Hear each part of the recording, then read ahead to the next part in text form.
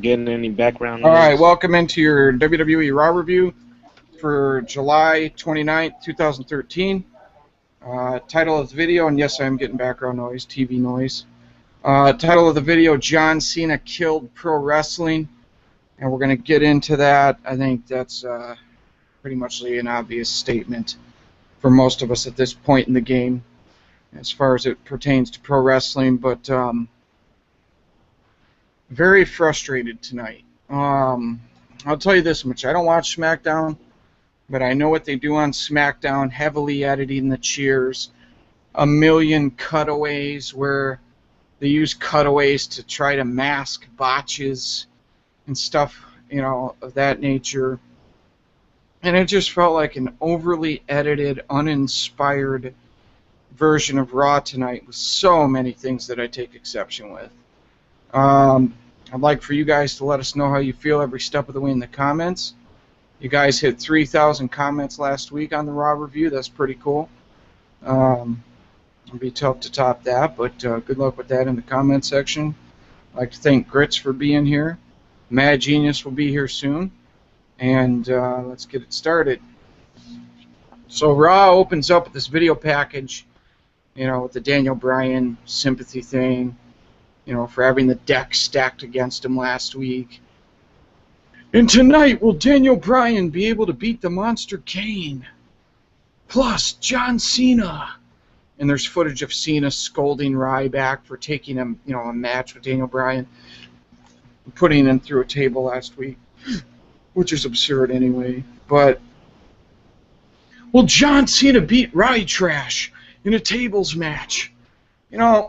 I told you guys last week that they're pulling out all stops right now to try to get Cena over. They're trying to bite off Daniel Bryan's popularity. That's obvious. They're trying to use this Ryback bullying gimmick to get Cena over. That's obvious. They're trying to use Vince McMahon to get Cena over. That's obvious. But don't get it twisted. Everything you saw with Cena tonight, heavily edited crowd noise. I mean, when you hear the crowd during a Divas match, which we saw tonight, Brie Bella against Caitlyn, where the crowd oohs at a snapmare takeover, some fucked up shit's going on with that editing. I mean, this was over-the-top crowd noise editing tonight. Unbelievably obvious. They went too far with the crowd editing.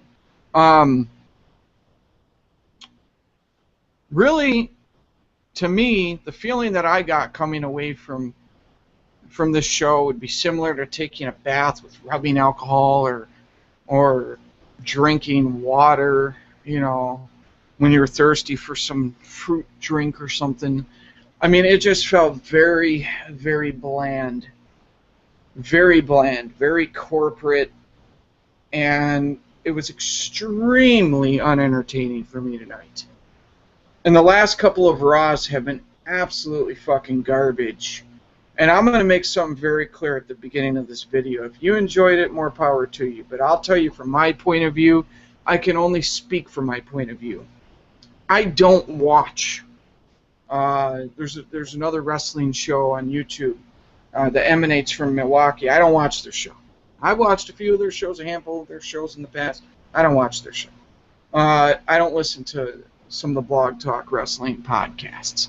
But I'll tell you right now, from my perspective, and I am not by any means saying that this is how anyone should feel, if I were to tune in to a wrestling show where they talked about tonight's Raw, and they tried to convince me that it was a good show, I can't fuck with you from this point and on. I mean, seriously. This was so blatantly fucking terrible.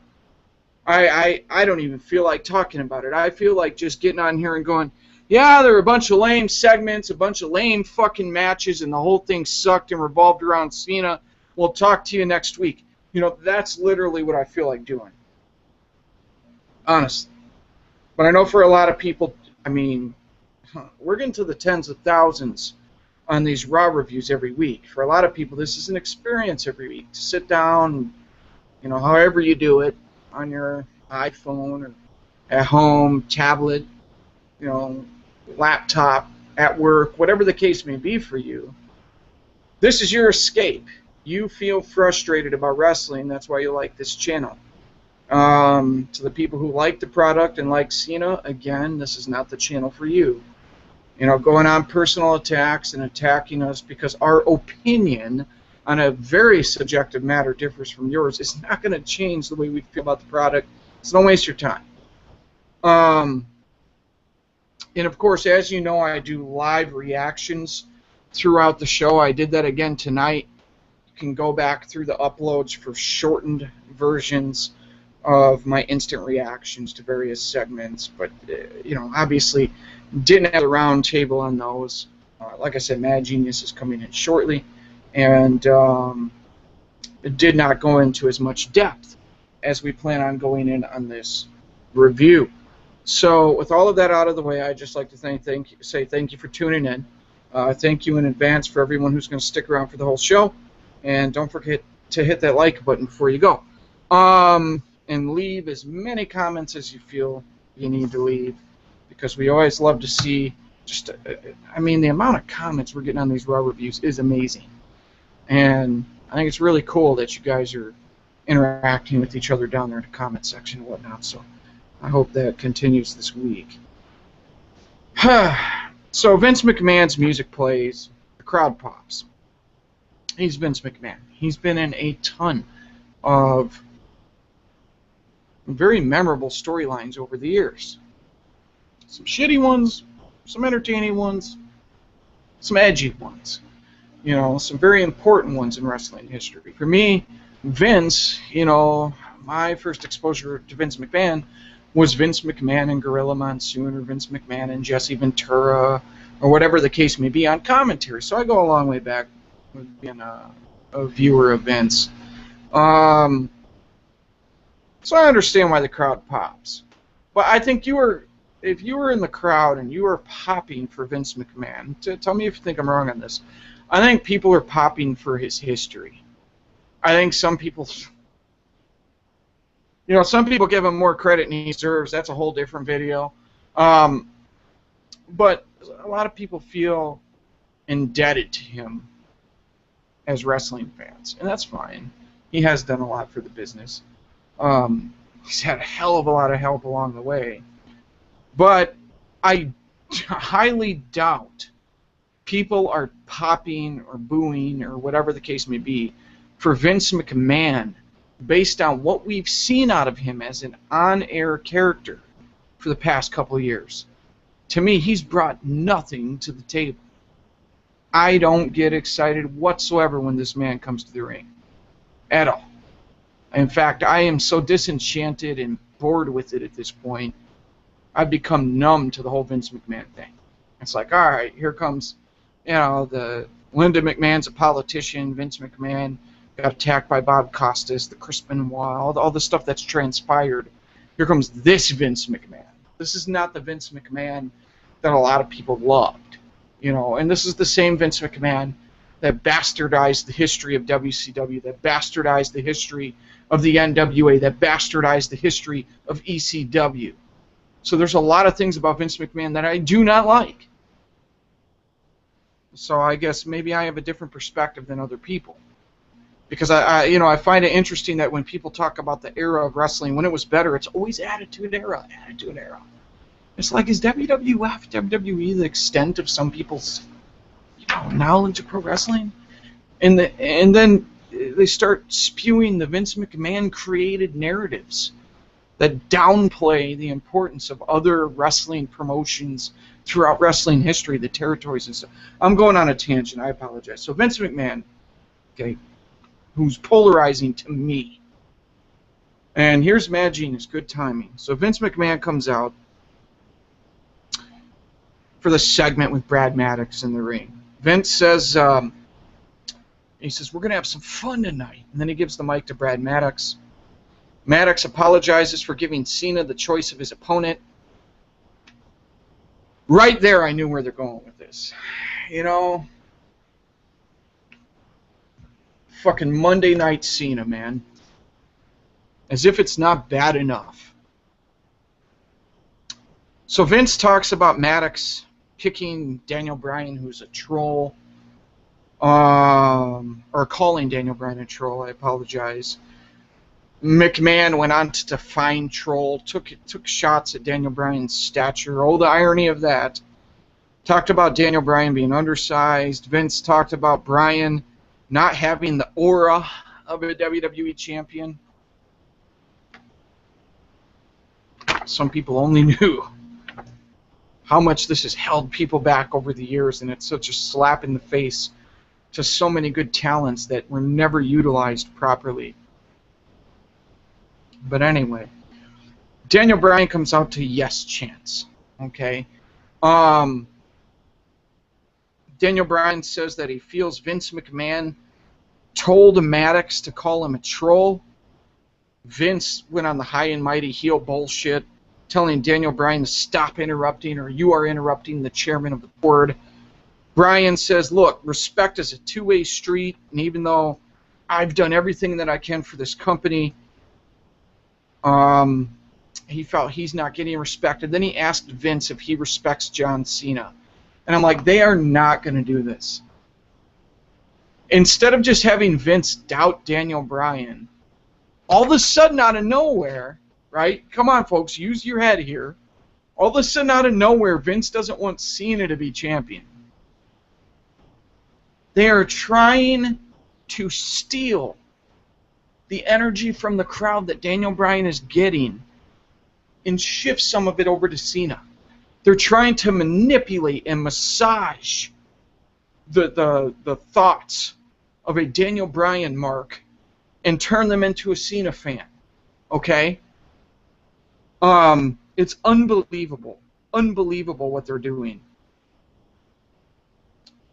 Daniel Bryan said that he has respect for John Cena as a human being, a champion, and for picking him. Oh my gosh, the whole fucking segment revolved around Cena. I mean, my gosh. How many more fucking years are you going to try every which way to Sunday to get this guy over? He has never, ever been universally over with the fans, ever. Echo imagines. He's never been universally over with the fans, ever. And after all these years, they're still trying stupid fucking shit like this. I mean, folks, I don't have to read a dirt sheet, okay? I don't have to talk to a WWE writer to see what the fuck they're trying to do. You don't either. You don't need me to tell you this. Just look at what's going on.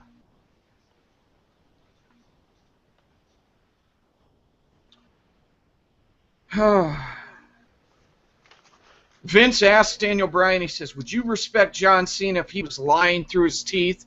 And then this thing just got totally fucking bizarre. You know, as if the WWE's booking hasn't been complete shit these past couple months. This just was totally fucking bizarre. All of a sudden, Vince says that John Cena's a master manipulator and didn't mean a word he said about Daniel Bryan. The fuck?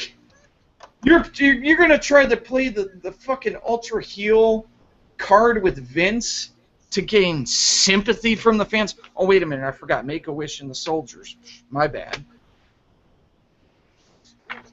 Bruce, it's reverse psychology, too, because he's saying the real shit about Cena, but, you know what I'm saying, perpetrating fraud. It's crazy. Like you said, it's bizarro fucking world, because he's stating the real facts about Cena, but it's mind-boggling. Mind-boggling.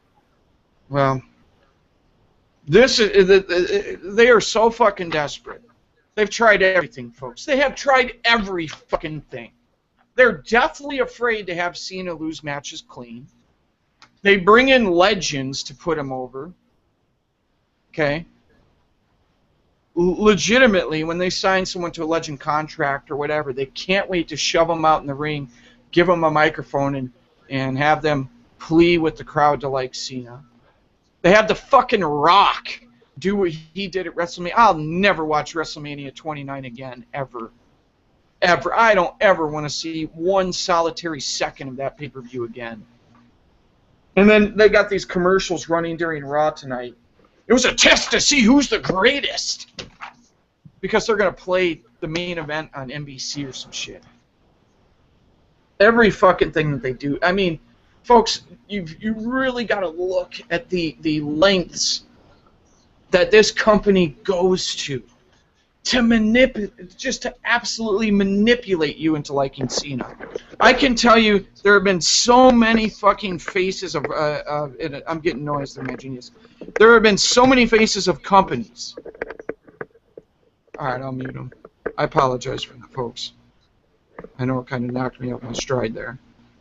But there have been so many faces and of pro wrestling and pro wrestling companies who got over with the fans in an organic fashion.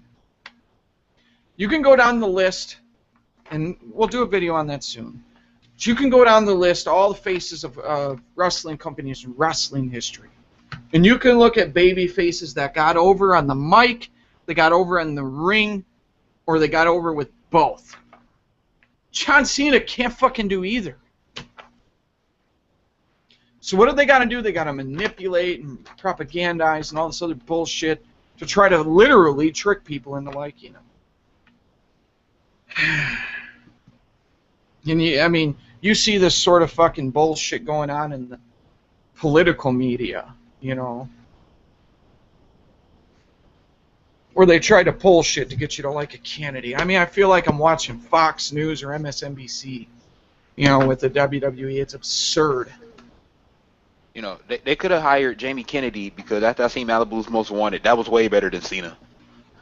Well, you know, Bruce, you gotta look at this shit though, Bruce. You got this Divas reality show coming out, and it just so happens you got this feud between Daniel Bryan and John Cena at the same time. Everybody know they involved with the Bellas. You got pointed it out a couple of weeks ago.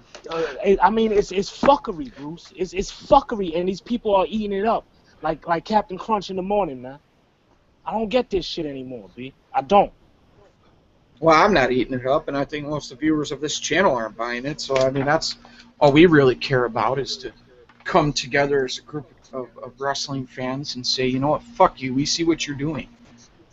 And, you know, I remember I took a lot of heat, folks, because no matter what, I always come on here and I'm getting an echo from somebody, I can't tell who. But no matter what, when I come on here, I look at things at face value. I don't read those fucking dirt sheets. You know, I hate dirt sheets. I just want to turn on a wrestling show and whatever fucking comes on is what comes on, and it's simple to me. Was I entertained or was I not? And with the WWE, I've never seen such a corporate, fucked up pro wrestling company in my life. What the WWE has turned into, I fucking despise, man. Because back in the day, pro wrestling was more about being organic and improv and getting yourself over with the fans, you know. And now it's just structured, and here's the script, and you go out there, 3-minute match here, 2-minute match there. Oh, here's some fucking bullshit here. Let's go out here and try to get Cena over this way this week. You know, it's corporate. Okay, moving on. So anyway, like I said, Vince McMahon said that John Cena knows that Daniel Bryan can't beat him, that John Cena has ruthless aggression. Okay. Sure he does. And, by the way, this is a passive-aggressive way of trying to slip in there that Cena, you know, you always hear about the Attitude Era guys, right? Cena, this is a ruthless aggression guy. You know how fucking far down the totem pole he was of people that wrestling fans wanted to see during that era? At least most of us. I never bought the fucking Vanilla Ice Marky Mark bullshit where he'd wear a jersey representative of the city they were in to try to fucking get over. Stupid fucking games they would play back then. And then the freestyle battles were embarrassing to the hip-hop world. But Vince said that Cena doesn't have the ruthless aggression anymore, and he's ripe for the picking. Fucking mind games, man. Vince said that John Cena walks around like he owns the place, but I own the place. I own this place. Vince doesn't want John Cena to win at SummerSlam, but he also doesn't want a half-pint troll to win who would be an embarrassment to the company. So, see how this is working, folks? Vince is doubting Bryan and taking shots at Bryan, but at the same time, all of a sudden, magically, they can't just fucking go with that, right? Because on the surface, that'd be a kind of pretty cool storyline. On the surface, I don't know how good it would work, because I don't know how believable Vince is anymore. From my perspective, you may disagree, but they can't just fucking do that, folks. They gotta include Cena. And I remember when Daniel Bryan got the #1 contender spot, I predicted that this was not gonna fucking mean jack shit. That it would be just another guy fed to Cena and another way to fucking try to get Cena over. And you know what? A lot of Daniel Bryan fans were like, well, then why do you fucking watch it?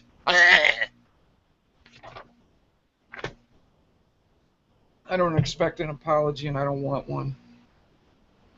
But I'm not the type of guy to say I told you so, but... So anyway, Vince said that at SummerSlam he hopes that somehow John Cena and Daniel Bryan spontaneously combust and disappear. Fucking really shitty promo. Vince said, let's see, where is it? Vince says that he wants to win at SummerSlam. Okay. I wonder if they're going to use Randy Orton as the corporate guy here. I wonder. Oh, not predictable or anything. But Daniel Bryan says if Cena is lying, he's going to have to pay. Daniel Bryan says, let me get on your level, because Cena, Vince McMahon kind of crouched down to get to Daniel Bryan's height, and Daniel Bryan got on his tippy toes to get to Vince's height. And then Vince went on his tippy toes, and the crowd laughed, and the whole time I'm just sitting there.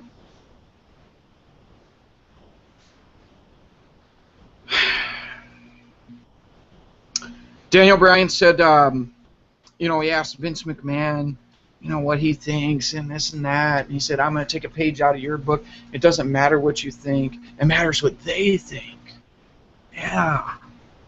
The crowd starts chanting yes. Daniel Bryan says they want a new champion at SummerSlam, and his name is Daniel Bryan. And then Daniel Bryan says, listen to the WWE Universe. Do you want a new WWE champion? Yes, yes, yes. Holy fuck, man. I don't know how much more of this I can take, people. Because you hope beyond hope that eventually they're going to go in a different direction. And you see a guy like Daniel Bryan, and we had been talking about it here. How do you not give him a chance to really run with the ball with as over as he's been for as long as he's been? Just give him the belt, let him wrestle in main events for a while, drop Cena down the card. Cena's fans are still going to suck as you know what. And boom, you got something fresh going on. No, the WWE sits there in their little fucking creative meetings. And I guarantee you a creative team member was like, why don't we just give it to Daniel Bryan for a while? We could sell a lot of t-shirts and shit. He's really over. And then Vince comes in there. This is what we're going to do. Okay? I'm going to start attacking Daniel Bryan's credibility as a wrestler. That's really smart. And then, on top of it, what I'm going to do is I'm going to say I don't want Cena as champion. We're going to have Cena go out there and pander to the Daniel Bryan fans. And I have a feeling that if this works, we can get a better reaction for John when he goes to the ring. That's their goal. Why the fuck else would they do it? Why the fuck else would they do this? Because it would make more sense to just have Daniel Bryan to be the guy that's being doubted by the chairman of the board. The general manager doubts him. You have Jerry Lawler throw shots in there, whoever. They doubt him. You do promo, interviews with wrestlers leading up to the SummerSlam match, and You have the Big Show say, I don't think he's gonna, I don't think he's big enough. Stuff like that. That's fine. But when you can't just fucking do that, and you've got to turn it into Vince isn't just against Daniel Bryan, he's also against Cena. See, they both have the same problem. The heel in this scenario is Vince, and Vince doesn't like either of them. So we should just like both of them and get a 50-50 split with the crowd when the match comes. Every fucking time when they put John Cena up against a babyface, they want that 50-50 split at least. It's absurd. It's absurd. It's lunacy. I mean, the definition of being a lunatic is trying the same thing over and over and over again and expecting different results. That's what this fucking company does. Holy shit. I mean, for a good percentage of us, when John Cena fucking goes away, we're going to celebrate. Hell yeah. All those fucking years of torture finally over. A guy who just brings no entertainment value to the TV screen for a lot of us. And then you have people out there who will, you shouldn't say that. You shouldn't tell it how it is. It's a very subjective matter. But John Cena does a lot for the wrestling business, or whatever the stupid fucking argument is. For me, it's simple. If you like Cena, like it. If you like the WWE, like it. Okay? When I turn on that TV and John Cena comes out, I literally gasp, and I just dread what's coming because I don't find one single thing that John Cena has done in his entire career to be entertaining. And I'm not exaggerating. I'm talking about Thugonomics, which was fucking insulting to me as a hip-hop head. Just fucking insulting. And it was stereotypical. Bullshit. That's what it was. They were playing into a stereotype. But that aside, if you liked it, whatever. I have not. There is not one single thing John Cena has done in his career that I'm going to go back and watch because I was entertained by it. So when he comes out, I gasp, and it frustrates me even more when I see the lengths they go to get such an unentertaining motherfucker, or try to get such an unentertaining motherfucker over with people like you and me. We're not going to budge. You know why someone like me is not going to budge? Because I don't buy into the fucking storylines anyways. That type of shit's for marks that are going to buy into the storylines. People like you and me that don't like Cena and don't find him entertaining, just because they try to use Daniel Bryan to get him over, we aren't going to all of a sudden be like, oh yeah, now I like Cena because he stuck up for Daniel Bryan and Vince doesn't like him. All right, guys.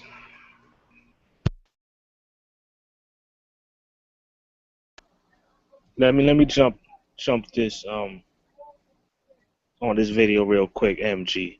Then I'll hand it over to you real fast. Y'all probably wondering why I'm sitting up here looking like a weirdo, got these sunglasses on and everything like this. You want to know why, y'all? Because I can't even look y'all in the eye anymore, man. I can't express it any more better or clearer than Bruce just did, man. John Cena has killed fucking pro wrestling. I mean, shit, y'all. Let me take these shits off. I wanted to say that I was wearing them for the funeral of the WWE, but the WWE has become a zombie product for a zombie fan base. Like Bruce said, is literally the definition of insanity. You people are watching the same fucking shit over and over and over again. We're gonna get further on into the review. Why are motherfuckers like the Shield still stuck in mid-card hell? You know what I'm saying? Why are they still in the same position they've been in since they debuted? Why is the show still opening about Cena? Why does the show still close with fucking Cena? Another thing, Bruce, that you didn't touch on with this whole shit. Well, you did touch on it with Vince. It's another fucking case of making John Cena the sympathy figure, man. Lord have mercy on Cena's soul. Every fucking trip. You can't just come out here and let somebody else get all the fucking glory. Somebody else get all the fucking cheers. Somebody else who was legitimately over half his time in the spotlight. No one can have their time in the fucking spotlight without sharing it with this motherfucker. You understand me? I can't deal with this shit anymore, y'all. Y'all probably haven't seen me on here for a couple of weeks and things, but besides me dealing with things in life, I definitely don't want to deal with this shit. Not while I'm dealing with what I got to deal with. You think watching this shit, it doesn't bring me any joy. It doesn't bring me any escape. It doesn't bring me a release. You know what I'm saying? It doesn't take me away from the daily stress or anything like this. It frustrates me. Do you not hear it in Bruce's voice? You can't see it in our faces when we up here on this video, man? It's got to be, like, since Bruce been doing these reviews, man, it's got to be, what, 2 years or some shit going on, man? And why do you come here? Most of the viewers who come here, you don't really come here to watch us sit up here and blow smoke up your ass about how great this product is. No, you come here because you want the raw uncut. And that's what you get, the raw uncut. And there ain't shit raw about Raw. And ain't shit raw or uncut about fucking John Cena. Ruthless aggression, get the fuck out of my face with that bullshit, man. I mean, it's almost to a point where Daniel Bryan's, they're trying to do everything they can to snuff his flame, man. You know, I know that's your boy Mad Jizz and everything, but it's getting to a point where it's like him being over is gone into the mode of redundancy now. You know, because everybody should be able to see what's coming. You know what I'm saying? Ray Charles in the woods at night can see what's coming, man. They're about to use your boy Daniel Bryan to put Cena over big time, man. And then I caught 5 seconds because I was into the commercial for that Kick-Ass 2, that preview that was on. I was into that. That shit was more hardcore than this whole entire episode of Raw, man. And I happened to catch a couple of minutes of that Total Divas shit before, you know, I jumped on here with Bruce and everything.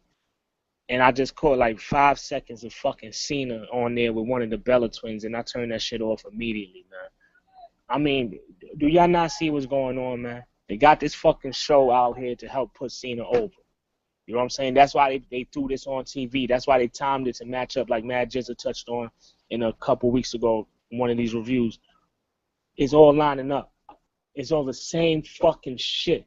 I can't even get up on here and talk about how much I love this product. Can't talk about it. It doesn't even make sense for us to sit up here and review the other matches. You know what I'm saying? Because it's getting to a point, wow, all these motherfuckers in wrestling purgatory.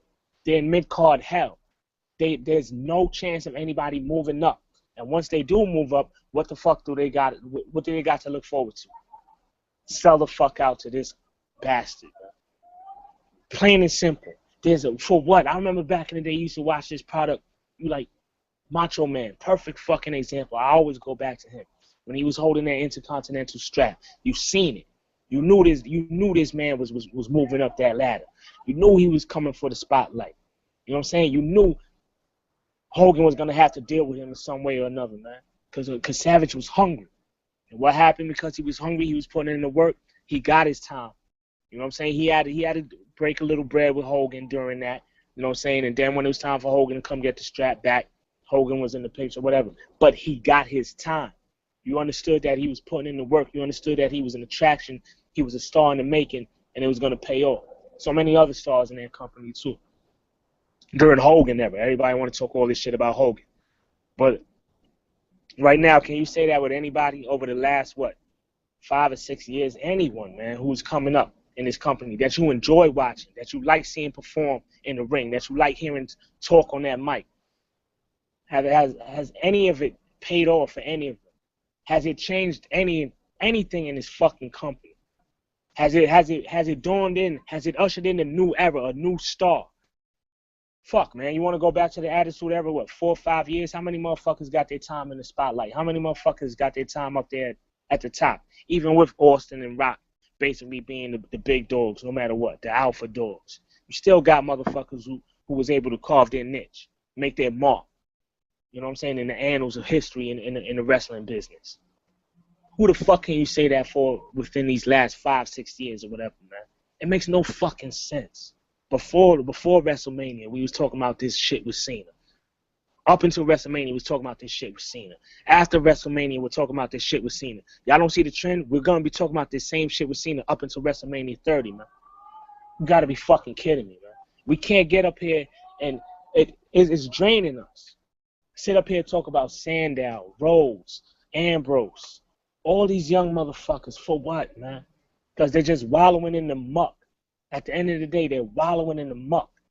Better athletes, better performers, better technicians in the ring, better guys with more skill on the mic, more charisma, guys that you want to see. That's what the fuck Bruce was trying to tell you. Back in the day, when somebody got in that fucking squared circle, and either with their words on the stick or their movements in the ring, their athleticism, if it was somebody we wanted to see, we got to see them in the light we wanted to see them. You know what I'm saying? Mass appeal. Plain and simple. They was put on top. Fuck it. That's the main event. We made that call. We made that call. Just like Bruce is telling you, that shit is gone. It's structured. It's a fucking robot. It's a machine. And anyone who loves this shit and all the apologist attitudes that's all over the fucking place when it comes to this shit, y'all all just little cogs in the machine helping this shit run. You know what I'm saying? Look how long this review has been going, and for what, man? For what? We can, like Bruce said, we can literally get up here and say this shit sucked. It was fucking whack. I don't feel like reviewing this shit. It was corny, y'all. Fuck it. How many times can we tell y'all to not watch this shit and go check out a cool match or whatever on YouTube? That's fine, man. There's so many great workers in this company, so many guys who are hungry, talented, who deserve recognition. But for what at the end of the fucking day? For what, man? Yo, who have we talked about that we said, look, this guy's great in the ring, he's great on the mic. We love watching this guy go. Who have we been able to talk about in that light and then say, look, he finally made it up here to the top. He finally got his chance to shine. Nobody. Before Bruce was having these panels. You know what I'm saying? Once we all jumped up on here. Who? We've been talking about Daniel Bryan for how long, Matt Jizza? He's about to get what? Fucking buried. There's no way he's gonna win clean if he does win. There's no fucking way he's gonna win clean. And if he does, if he does win, which isn't gonna be clean, they're gonna take that strap off that boy one way or another. With Orton or what? Why the fuck is it 2013? And we're still talking about Cena and possibly Orton. Why the fuck is it 2013 and we're still talking about John Cena main event in Raw, John Cena holding the WWE Championship, all the main feuds revolving around John Cena? You gotta be fucking kidding me, man. So all right, whoever want to feel whatever kind of way because we spent this much time on this shit is because what the fuck else can we talk about? I know people, I see sometimes in the comments talking, yeah, but you can still talk about this, or you're so mad you're wasting so much time on it. We're wasting so much time on it. The fucking WWE is wasting everybody's time on this bullshit, man. Plain and simple, man. Man, just to take this away, my dude. I mean, to add on to what you said, I mean, why are we wasting so much time on it? That's because the whole fucking show is Cena. It's not like we can waste a bunch of time on 5-minute matches. It's impossible. And it's the little shit that gets you. Like, I just listened to an interview with David Hart, the British Bulldog's son, for those of you who don't know. He was doing an interview, and he was talking about some of the rules within WWE, how they wouldn't let him do a powerbomb, a flying arm bar, how to, tiger suplex. They won't let a lot of guys do bridges on their moves because guys are, apparently guys are messing up their necks. And then he started to talk about the fucking rules in the tag team division, how teams are only allowed one save during a match, and the fans don't even know that shit. And if you pay attention to the matches, you can see it. If you really think about it, after the fact that I just told you that, you'll see what the fuck I'm talking about. Teams are allowed one save during the match. One save. Holy shit, man. I noticed it all the time, and I've always wondered, why the fuck are they just standing there on the rope while their man's pinned or some shit like that? Yeah. That's crazy. I mean, after the review, I'll post a link to the interview so you guys can see it and hear him what he says. But it's just a bunch of stupid rules, and then it all, at the end of the day, comes back to Cena. They got special rules for Cena, of course. Cena can't lose clean. Guys can't do certain moves because Cena does them. How many guys do you see doing an STF? Or a move even similar? Well-known story, Tyler Rex, guy who they released last year, used to do a move called the Burning Hammer. The move looks nothing like the Attitude. To me, the move looks nothing like the Attitude Adjustment, but to WWE, it looks too much like the AA, so they told him he couldn't do it. And this trickles down all the way from the top of the top to the fucking bottom of the bottom in developmental. They take guys' moves away because they don't want them to look like Cena's moves. Everything at the end of the day comes back to fucking Cena. And me and Gris was talking about this last night. When we say that WWE is losing money because of Cena, we're not saying that the WWE is in debt or some shit like that. We're saying that they're still making money hand over fist, but we're saying they're leaving money on the table because at the end of the day, it's all Cena. Cena. They've left so much money on the table, and that's why we say they're losing money. Because they won't give these other guys a push. They won't give these guys more merchandise. They won't give these guys the time to shine or these guys the time to get over because at the end of the day, you get fed to Cena. So they're leaving money on the table. So in our minds, they're losing money. They're losing money. It's just like telling me, you know, I got $1 and I could turn that dollar into $10 and all I have to do is, you know, put up 25 cents.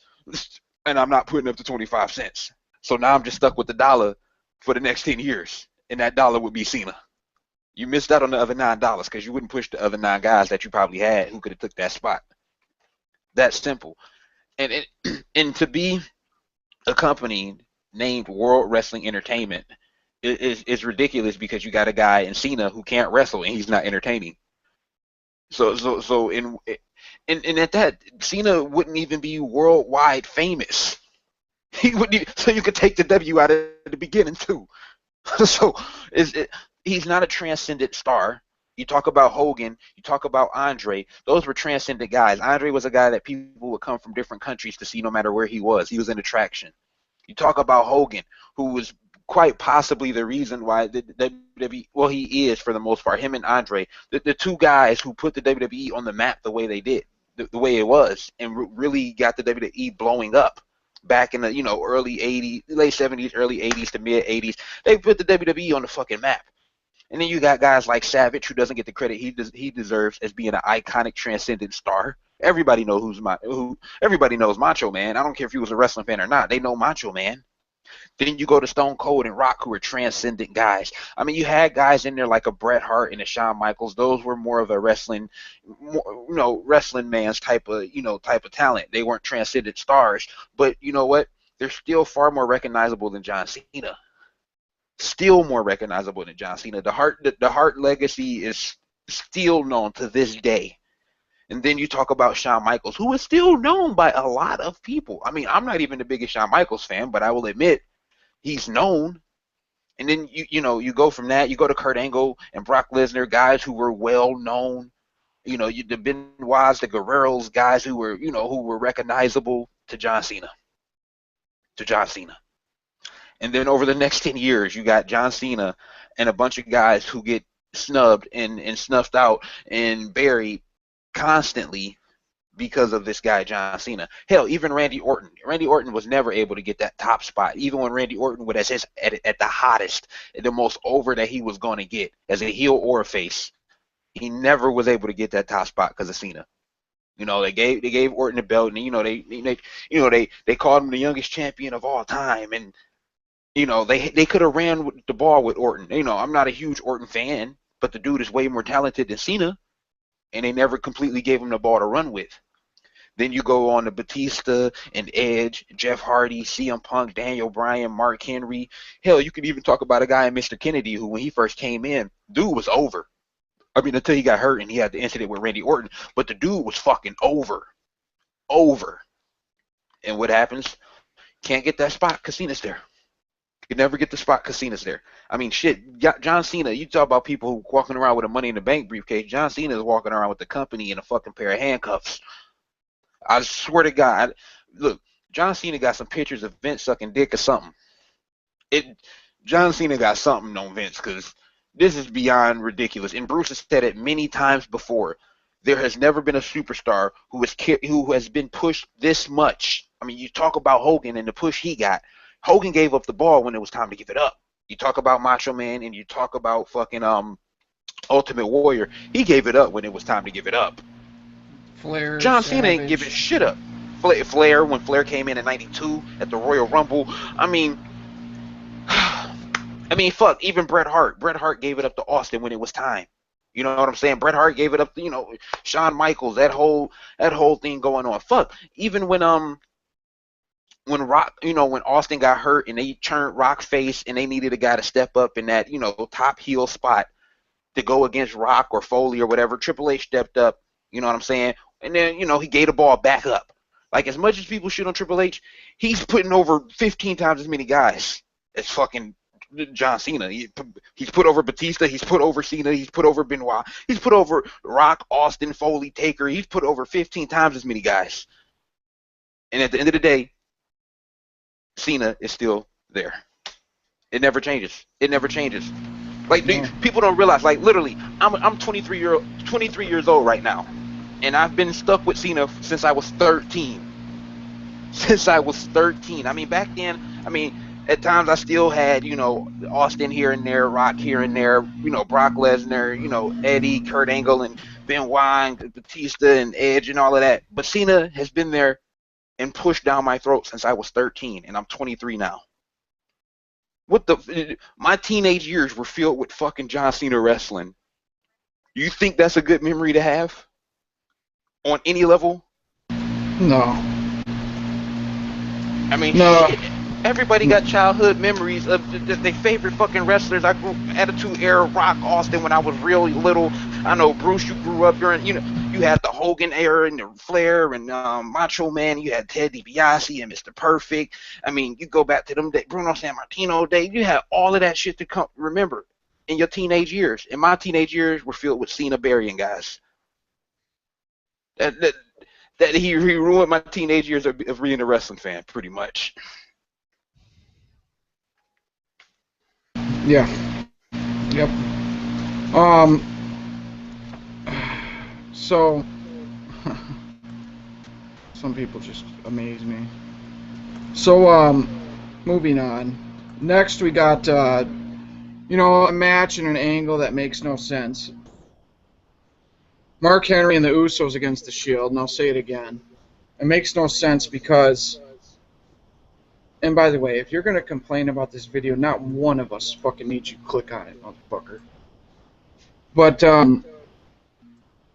stick your bitching somewhere else. But, Mark Henry coming off the super heel angle. All of a sudden, nowhere, he's fucking babyface. Out of nowhere. And going against the Shield. And you got the crowd trying to kind of pop for him. And the crowd's still got to be sitting there thinking, yeah, he's a babyface. And I'm getting an echo. They've got to still be sitting there thinking, oh, yeah, he's a babyface, I guess. So I think the Mark Henry storyline is weird. I like the Shield. I like the Usos. I like watching them wrestle. Ultimately, the match felt like time filler to me. The booking doesn't make much sense to me with the Mark Henry thing, like I said. And ultimately, they had the Shield go over, and then Mark Henry clears the ring afterwards. So the feud continues. Mark Henry and the Usos against the Shield. All because the Shield attacked Henry. Why the fuck are they attacking Henry? The Usos are out of it. They're safe. It's going to be Big Show. That's what it's hot shot booking. Like you said in your instant reaction video, it's hot shot booking because they were going to put Big Show and Mark Henry versus the Shield in a handicap match. That's why you would think this would have been the match they had at SummerSlam, but this is why you're seeing it so early. Yeah, it makes sense. So what do you guys think? Are you into this Mark Henry and Usos against the Shield thing? I'm not. The match had its moments because you got some guys who can work in there and whatnot. There's no doubt about it. And we've talked about the Shield a lot. We support the Shield. Wish the Shield got, they got somewhat of a push, but WWE Tag Team Championships, United States Championship. I think we all know how inconsequential that is, especially when you throw those tag team belts on a fucking pre-show. I'm just not feeling it. I guess I look for the silver lining in the dark cloud when I watch Raw, so tell me if that's what you guys are doing. But it's to the point now where even though I like the Shield, even though I like the Usos, Even though I like some of the stuff that Mark Henry can do. As just being a presence as a character. With his size and his demeanor and whatever.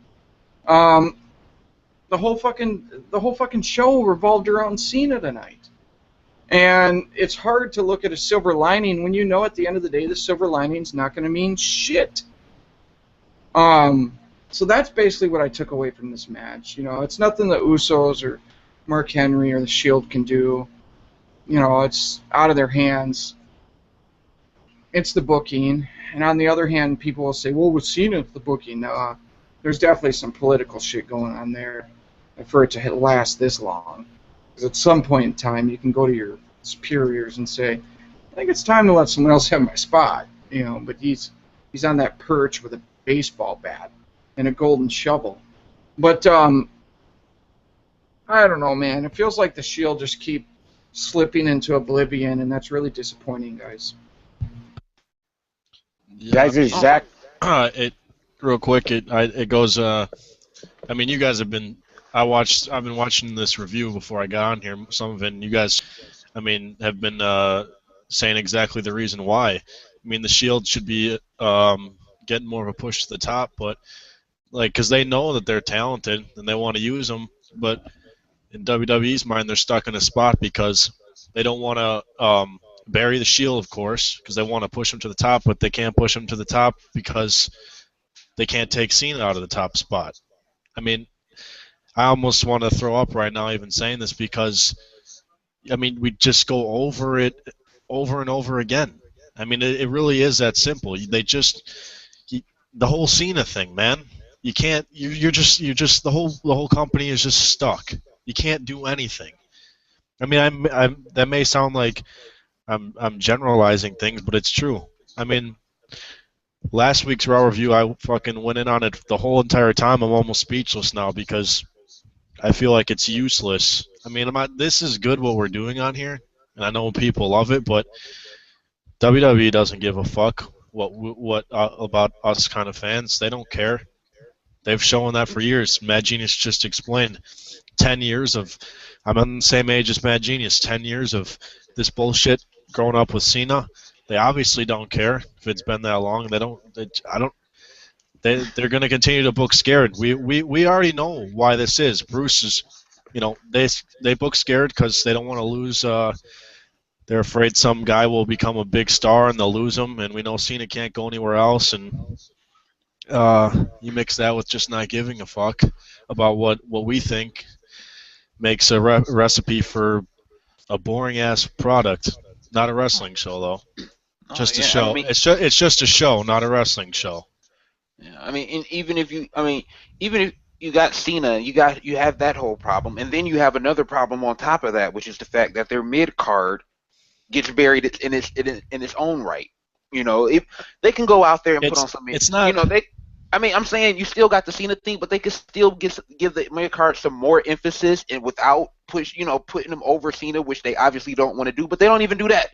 They don't even do that. Like they have no tag team division. Shit. We're all old school guys. We remember back in the day, fucking a tag team wrestling match could carry the whole fucking show. You talk about the British Bulldogs and the Hart Foundation. That shit could have carried the show. Demolition, Legion of Doom. Even into the later days when you had the Dudleys, Edge and Christian, the Hardys. You had fucking Bradshaw carry the show. Yeah, they could do that. And how many times have we seen mid-card matches throughout history still the fucking show? I mean, goddamn, Grits. I know Grits remember this motherfucking Macho Man and fucking Ricky the Dragon Steamboat at fucking WrestleMania stole the goddamn show. Even though you had Andre and Hogan that later on that night, the match after, Steamboat and Savage stole the show. Throughout history, the ladder matches that we've seen, throughout the late 90s and early 2000s that stole the show. They don't even give those matches the time to steal the show. I mean, the mid card has no value. They have no tag team division right now. Outside of the Usos and the Shield, they have no tag team division because they don't even bring in tag teams anymore. They just put two random guys together and expect it to work. That's what we've seen. Daniel Bryan and Kane, fucking R-Truth and whoever his partner was, whether Kofi Kingston and whoever his partner was. That's what we've seen the last 2-3 years from the tag team division. And then the mid card, they don't build the mid card up. I mean, how many times do we got to come on here and say the fucking IC title means nothing anymore? The US title means nothing anymore. Hell, the World Heavyweight title don't mean nothing no more. I mean, shit. I mean, you can have Cena, and I mean, I don't want him to push Cena down my throat, but you can still have that and still put some emphasis on the other, you know, on the mid card. But they don't even choose to do that. Let me ask a question for Bruce and Grits. You know, before Cena, all the way back into the 80s, who can name Grits? Name the list of the guys that were Vince's guy throughout the years. I mean, you had Hogan and Brett. I mean, we'll do a separate video on that. Well, my point is you could find, if you want to do a video on that, then fine. But any of those guys in this situation right here, we would never have to make a video about questioning what they would do with Bryan. If it were Brett, if it were Hogan, whoever it was, the situation, we know what would be happening. Fuck, Angle and Triple H. Yeah, early to mid 2000s. They would have been put over. Without question, because it's without question Daniel Bryan's time. The thing is though that you know why it's not going to happen is Bruce has said this and everybody knows it's true. It was CM Punk's time. It was clearly his turn. They've said that many times. We've said that many times. And look what happened. That was the most irrelevant 400 and whatever some day title reign I've ever seen in my life. It was so boring. I don't have much memories of that. The only good memory from that from the whole title reign. In fact, this wasn't even from the title reign. The only good CM Punk memory I have is the first time he beat Cena in Chicago. Besides that, the whole thing sucked, and it's because Cena had to take up the spotlight the entire fucking time.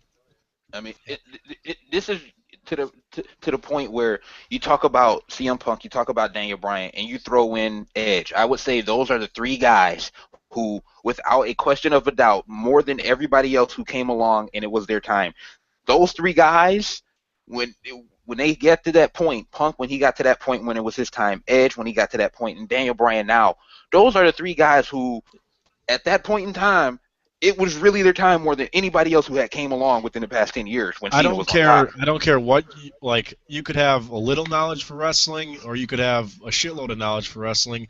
If you're a wrestling fan and you watch on a week-to-week basis, you have to be blind not to be able to tell when it's some guy's turn to be the guy. Anybody can tell. Yep. You know, like I said, you just said, like the guys you just brought up, man, it was obvious. Even I could even say a guy like Batista in 2010, it could have been his time to be the guy then. He was a big enough star in WWE then. He was. I don't think he was as over as Edge was when he got to that point, or Punk and Bryan when they got to that point where it was really their time. Like Batista would have been fourth on the list behind those. Well, yeah, but I'm just saying. I'm just saying you can tell when it's a guy's time, and I don't know. I don't even know what the fuck to say. I mean, we've all repeated the same shit over and over again. And it's not because we don't know what we're talking about. Of course, we know what we're talking about. It's because it's it's just a fact. You know, this John Cena bullshit. Because I don't viewers. I'm almost speechless at this point. I don't know what to say. Yeah. Viewers, fans. You know what I'm saying? I don't want to get up here and spend all this time talking on Cena and shit. I want to give the Usos, young talent, great, in-ring workers, the Shield. Yo, you remember how passionate we used to be up on here talking about the Shield when we were reviewing their matches, man. When we talk about, damn, we love seeing these guys go in the ring. We love the attitude they bring. We love that, the aura that they have, the charisma they have in and out of the ring. Y'all remember the passion we used to have when we would review a Shield match. And I can understand where you're coming from if you're disappointed that you don't see that fire when we're talking about the Shield anymore. But it's why the fuck fault. It's not their fault, and it's why they still stuck being used in the same capacity. I mean, Mad Jizza, you understand where Ambrose been, where Seth Rollins been. They paid their dues in the Indies and all that, man. They're known throughout. Think out of the fucking WWE bubble. Are you a WWE fan or a wrestling fan? These dudes have been around, man, in the wrestling world, in the business. They've paid their dues, not just paying the dues in the WWE. But if you don't see us coming with the passion and talking about their matches and things like that, and we're still big time fans of them and shit like that, but it's just for what? For what? They're still being used in this same capacity. Are you fucking kidding me? Are you kidding me? You have them come out there and powerbomb a legend like triple powerbomb legends like The Rock and shit like that. For what? To be the hellhounds of the mid-card, man? They're not even, like Bruce said, you're on a pre-show, man. You can't even make the pay-per-view. They gave those guys those 3 belts to pacify fans, to make fans feel like, oh, look, they've done something. They've accomplished something in this company. The 3 most irrelevant belts in that fucking company. You know what I'm talking about? And with so many great tag teams, like Bruce says, well, not great tag teams, but people that you could utilize in a different manner. Titus O'Neil, the primetime players and shit. You threw together so many tag teams in the last couple of years. You did nothing with them. You know what I'm saying? And you use the Shield in this same fucking capacity. That's why the fire is gone. That's why the passion is gone when it comes to talking about them. Not because of anything that they've done, but because of the way they've been used in this fucktard company, man. Plain and simple. It's redundant now, man. What the fuck? They opened. It was the first match of the show. Dumb? Are you kidding me? Some of the best workers in your company? Come on, man. I just wanted to let the fans know what it is, man. The viewers. All right. Now, to make my point further, next we got footage of Ryback bullying some dudes and ultimately one guy backstage at a food table. And Ryback smacks this guy around, slaps food on his face. Dude's got like food in his ear and everything. He's trying to look all pathetic. And then he talks about how he's going to put John Cena through a table tonight. And he puts this guy through a table tonight. So, why did they do this? Ask yourself, why did they do this? Simple. To try to get more heat on fucking Ryback. So Cena wouldn't get 100% pop. They are pulling out all the stops with Cena right now, folks. And I've said it, and some people have disagreed, but I think it's because they're setting up Cena Undertaker at Mania. That's what I in my heart of hearts, I believe they're going to pull some stupid shit like that. They keep talking this greatest of all time bullshit, and the WWE will go to any length to try to get people to believe that this is really the greatest of all time. That's what they want you to believe. You know, you see him pulling little shit like this where Ryback's bullying some guy backstage. And then, oh yeah, Cena's going to get him tonight. Just wait, you know. I don't know. Fuck it, let's move on. So, let me know what you thought about the Ryback segment. Do you agree with me that they're in my opinion, it's pretty obvious they were just using it to try to get heat on Ryback? In love for Cena. Can I add this in really quickly about Ryback?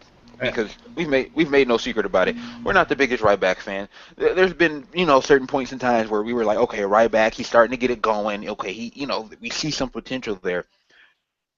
All because of Cena, the dude gets buried. I think Ryback, if with better booking, could be a serviceable heel. Serviceable. I'm not saying top of the guy, but he could be a serviceable heel if they just booked him right. The booking in WWE fucking sucks. With the resources he's been given at this point and having to deal with John Cena, like what I've seen tonight, yeah, you're probably right. They're trying to get more heat on him to get Cena a good face reaction. But, I mean, I like the way Ryback's carrying himself a little bit more. I'm not saying I like the character, but I think he's done a lot better job, at least from what he was. He looks like a halfway decent heel. That being said, it's not like it really matters, but I think he's doing an all right job. He could be serviceable, Yeah. Well, it's pretty obvious what they're trying to do with fucking Cena. So the Wyatts, this video package played of the Wyatts, and is followed by some pointless Kane promo, and Kane says he wants the Wyatts, and Fred Maddox reminds Kane that he's wrestling Daniel Bryan ultimately. Blah. Let us know in the comments what you think about what they've done with Kane. Okay, so next, RVD versus Fandango. A lot of you guys know RVD's my favorite wrestler of all time. By the way, kudos to the crowd who, I saw a few people out there Fandangoing, or as we've called it here, Urkeling. And more power to them. Makes them happy, whatever makes people happy. But from my point of view, I would never fucking do that. And it didn't look like many people were doing it in this crowd. This match with RVD and Fandango, even though RVD is my favorite wrestler of all time, I just keep it real. I think RVD's not that good anymore compared to what he used to be. Timing was off. I mean, something as simple as the clotheslines he threw looked like shit. The transitions between moves, there's too many wasted steps now. How many years is that for him? How many years has it been? Since he started wrestling? It's been almost 20 years now. What wrestler is that good 20 years into their career? Yeah, but I'm just saying. The reason I bring this up is because I brought this up when he initially re-signed WWE, and I said, I don't think he's going to be that good. You know who he's going to be. You know what his roles now, because Jericho's gone. He's going to be the new Jericho. He's going to put over as many guys as he possibly can. I guarantee you that's what he's going to end up doing. Or he may. Probably. That's all Jericho did. I don't think he won a match. He won a couple on Raw. One on a pay-per-view, but anyway, I was explaining how, you know, RVD really hasn't looked that crisp in quite a while. And the WWE fans were like, oh no, he's going to get back on the WWE stage and he'll have great matches and stuff. People overrated that match with Jericho a little bit. I enjoyed it, but I don't know. This match just, to me, didn't do it for me. And then it made even less sense because they're in the middle of the match. RVD's trying to set him up for the 5-star Frog Splash. Fandango bails from the ring. His dancer stands in the way of RVD leaping off the top rope. RVD had a couple nice moves in the match, but for the most part, nothing spectacular. And then Fandango just takes the count out. And then after taking a count out, he grabs the fucking mic on the fucking stage, and he goes, "It's Fandango." I would think at this point your character should have developed more than that. You know, fucking creative team, get off your lazy ass, put the fucking Jack Daniels down, and develop a character. If his character is people dancing in the crowd, which I think they look silly, but if they're having a good time, that's fine. I'm not trying to judge anybody. But if the depth of your character is dancing, acting effeminate, and then saying it's Fandango when you grab the mic, and you fucking suck. You know what I'm saying? They have done nothing to develop this motherfucker's character. And then on top of it, to fucking put the cherry on top of the fucking cake, on top of the icing. These motherfuckers turn on Fandango's theme song after he takes a count out, says it's Fandango. You've got RVD standing in the ring, and then Fandango's music plays. Tell me how that makes one shred of fucking sense. I think RVD was even shaking his head in the ring. He's like, why are you playing his music? Yeah, probably. The Fandango thing is no more than, it's the equivalent to the Brodus Clay gimmick. It's no better than that. You're right. Which was a shit gimmick. What I don't understand is Johnny Curtis. What is his name before he was this gimmick? He's a good wrestler. Why would you give? He's talented as fuck. He can. Why would you give him? He can work. Yeah, I mean, obviously the reason why. I mean, they do this with a lot of guys, but it's just so stupid. Because why don't you do something with him? Look what they're doing with Curtis Axel. I mean, that's a legit gimmick. Do something like that. Don't give him this stupid dancing gimmick. You're going to ruin his career. His career's probably already ruined. Yeah. Credibility's gone. Not only that, but like Bruce just said, you know, they're not developing the character. I can't name you how many times I've heard Johnny Curtis say he wants to get away from being such a bullshit-ass dancer, and he wants to add more edge to the character, get away from all the ballroom-type bullshit, and, you know, add some edginess to it. But, you know, only thing we see with the Fandango character is it's getting worse and worse, and it makes no sense at this point. It's almost just like they don't give a shit about Johnny Curtis. They don't. It's almost like they don't think he's going to be anything, so they just give him this gimmick because they like to have something like this on Raw for the entertainment of the family. You know, like Bruce said, the dancing in the crowd. That's why they had the Brodus Clay thing. It's like the gimmick's solely made for when people go to the live show for their own, like the family's entertainment at the live show. That's all it is. It's so stupid though, because the dude could be a legit Midcarder. He could be a legit mid-carder if they just got rid of this fucking gimmick. Oh my god! And you guys know it from day one. I said Johnny Curtis is talented as shit. In the gimmick, I fucking hate it. I hate it. Yep. And they do this with so many guys that they have that are talented. Look at Antonio Cesaro. From the day he stepped into the ring and he was yodeling and doing all that stupid shit. I hated the gimmick. And like, we can sit here and say how talented a guy is, but you need the gimmick to go, or the character to go along with it to get over. 1 minute you're gonna say he's the strongest pound for pound guy in the company, and then another minute you're gonna have him yodeling. Yeah, exactly. And then how are you supposed to take Fandango seriously? You know, like I said, he wants to add edginess to the character. That's fine by me because you'd be able to take him more seriously, get away from all the stupid shit he's doing. I mean, you're talking about guys who can fucking wrestle, but they're in a company that doesn't give a fuck about actual wrestling. That is the fucking problem at the end of the day. Well, there's so many guys in this goddamn company that can actually wrestle their ass off, but the fucking WWE, wrestling is not their priority. That's why I gotta question so many of the WWE's fans. What the fuck are you really a fan of, man?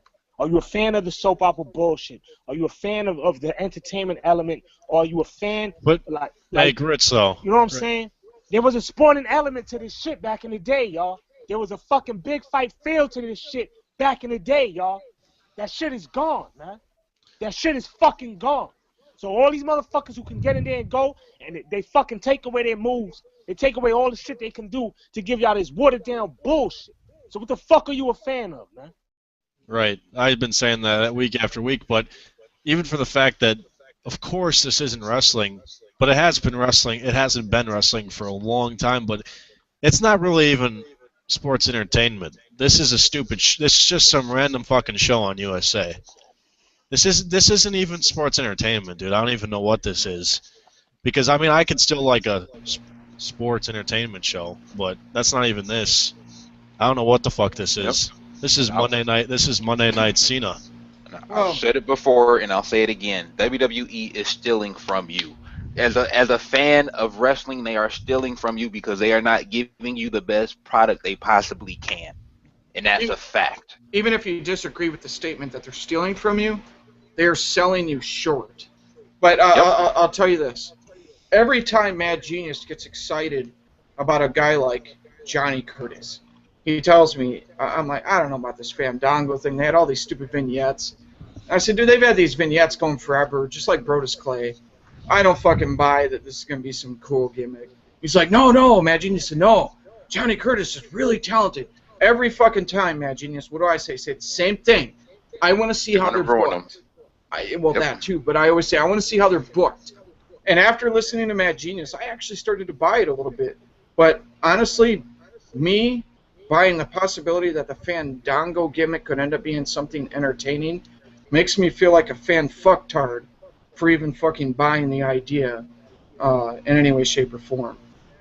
All right, so anyway. Well, I mean, you've seen glimpses of what he can do in the ring. I mean, he had the match, the Money in the Bank match, where you've seen, some glimpses. What was the match he had the night after Money in the Bank? I can't remember who he went against, but Orton. When he went against Orton, you've seen a little bit more of what he can do in the ring. They just won't turn the guy loose in the ring. They've watered his moveset down to the most simplest of movesets, period. And when you have a moveset like that with a stupid ass gimmick like that, it's going to be impossible to get over.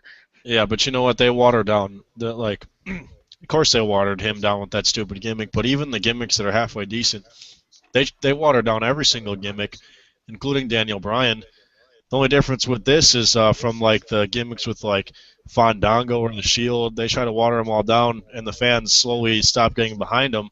The fans refuse not to get behind. I mean, they refuse to stop getting behind Daniel Bryan, and the reason why Daniel Bryan's not going to become a star is because WWE's tried to water him down. They have no choice at this point, but it's still not what they want. They hate not getting their way. Vince and the creative team, they want it their way. And they tried to water down Daniel Bryan. It just didn't work. So he's not going to be the guy because that's not who they want. It's a fact. Oh, God. Fucking shit sucks, bro. I just realized I was muted. When we talked to John Piermarini, who was a WWE writer, he came on our old podcast over at Blog Talk, and we were talking to him, and he was really anti-Cena. And he basically relayed to me, because I asked him a bunch of questions to try to figure out how it works behind the scenes with the creative team. And basically, what I got him to admit, without really fucking himself, is that they would pitch ideas, but ultimately it was Vince McMahon who had the final say in everything. So, you know, Fandango has turned out to be fan garbage, because that's all it was in this match. It was fucking garbage. And by the way, I'm gonna echo, but by the way, when RVD came down to the ring, again, he had that, I'm here to just go through the motions, fucking body language. It's sad, it's sad. I understand he's got a lot of years in the ring, but I think if he was more invested in it, I don't know, something just, I don't know. So tell us what you think about the Fandango gimmick, what you feel, you know, how are you feeling about RVD now? After the past couple matches you've seen weren't all that great. But next we get this AJ Lee promo backstage, Big E Langston standing there. Just fucking bizarre, man. And AJ Lee talks about Caitlyn going on smear campaigns against her, and she starts doing the crazy laugh, you know, the overacting that she does. Fucking garbage. And then she tells Big E Langston that, you know, she knows he likes her, and Big E Langston rolls his eyes and she fucking skips away.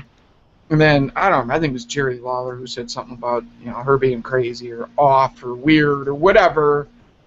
I'm so fucking sick and fucking tired of AJ fucking Lee.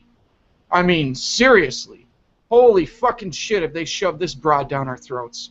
You know, I mean, look at all the different storylines they've tried to feed her to us through. And the way they just are enamored with the faces she makes. She cocks her head and gets the crazy look on her face. You know, and it's overacting, and most, you know, a lot of acting in pro wrestling's overacting.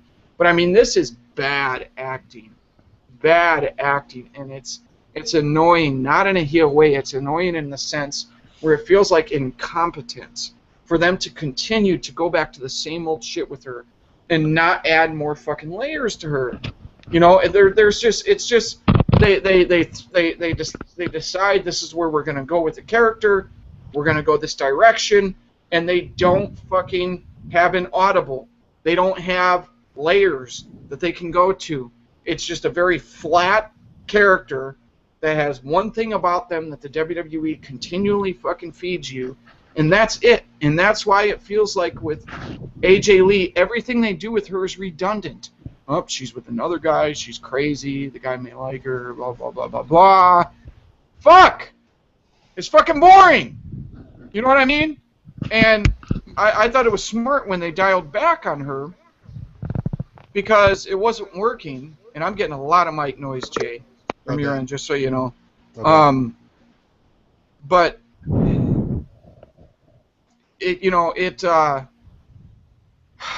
they could tell it wasn't working, so they dialed back, which made sense.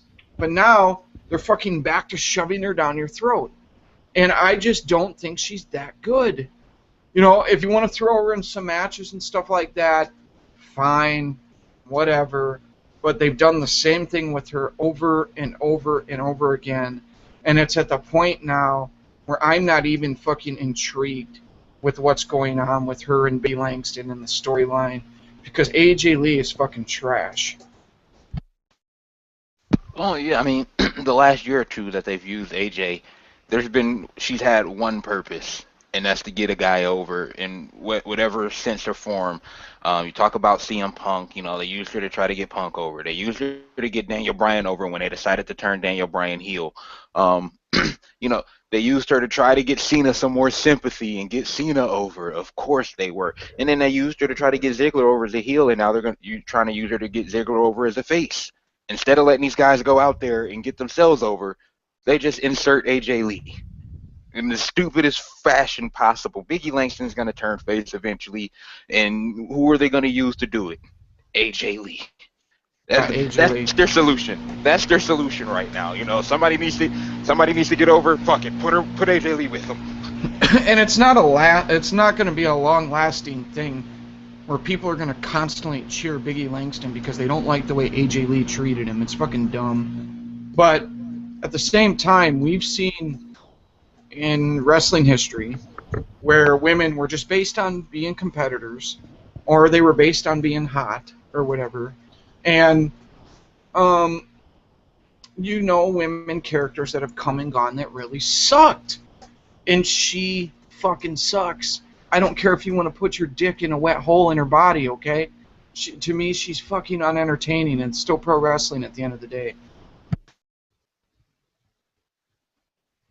Yeah, I mean, like, there's times where they could have used her in a better way, and it would have been okay. But the fact that they just constantly shove her down your throat, and then the fact that they do it in a way that doesn't work. Like, when you had the whole Daniel Bryan thing, you were turning Daniel Bryan heel, and you used her to get him over as a heel, that worked perfectly until they started shoving it down your throat. You know, this whole thing with Cena was unneeded. The whole thing with Punk was unneeded. The thing with Kane was unneeded. This one here with with Dolph Ziggler, it makes sense if they would have booked it right, but they're overdoing it, and they're doing it in such a dumb way that it makes you not want to see it. Like, this would, AJ screwing Dolph would have been a perfect way to, help give some, layer to Dolph Ziggler, turning face. But they've done it in such a terrible way that it doesn't even matter anymore. Well, another thing I'll say about it is the restrictions that they have. We all know there's been a couple nip slips lately, right? But for the most part, they make WWE divas dress like they're going to church. Hers ain't slipping out nowhere. They ain't big enough. There ain't nothing there. Yeah. But the fact of the matter is, back in the day, they could have gone into some racy stuff with her. Now, what are they going to do? She just flips out and screams. And, oh, you said I'm crazy? I'm not crazy! Fuck out of here, man. The redundant bullshit.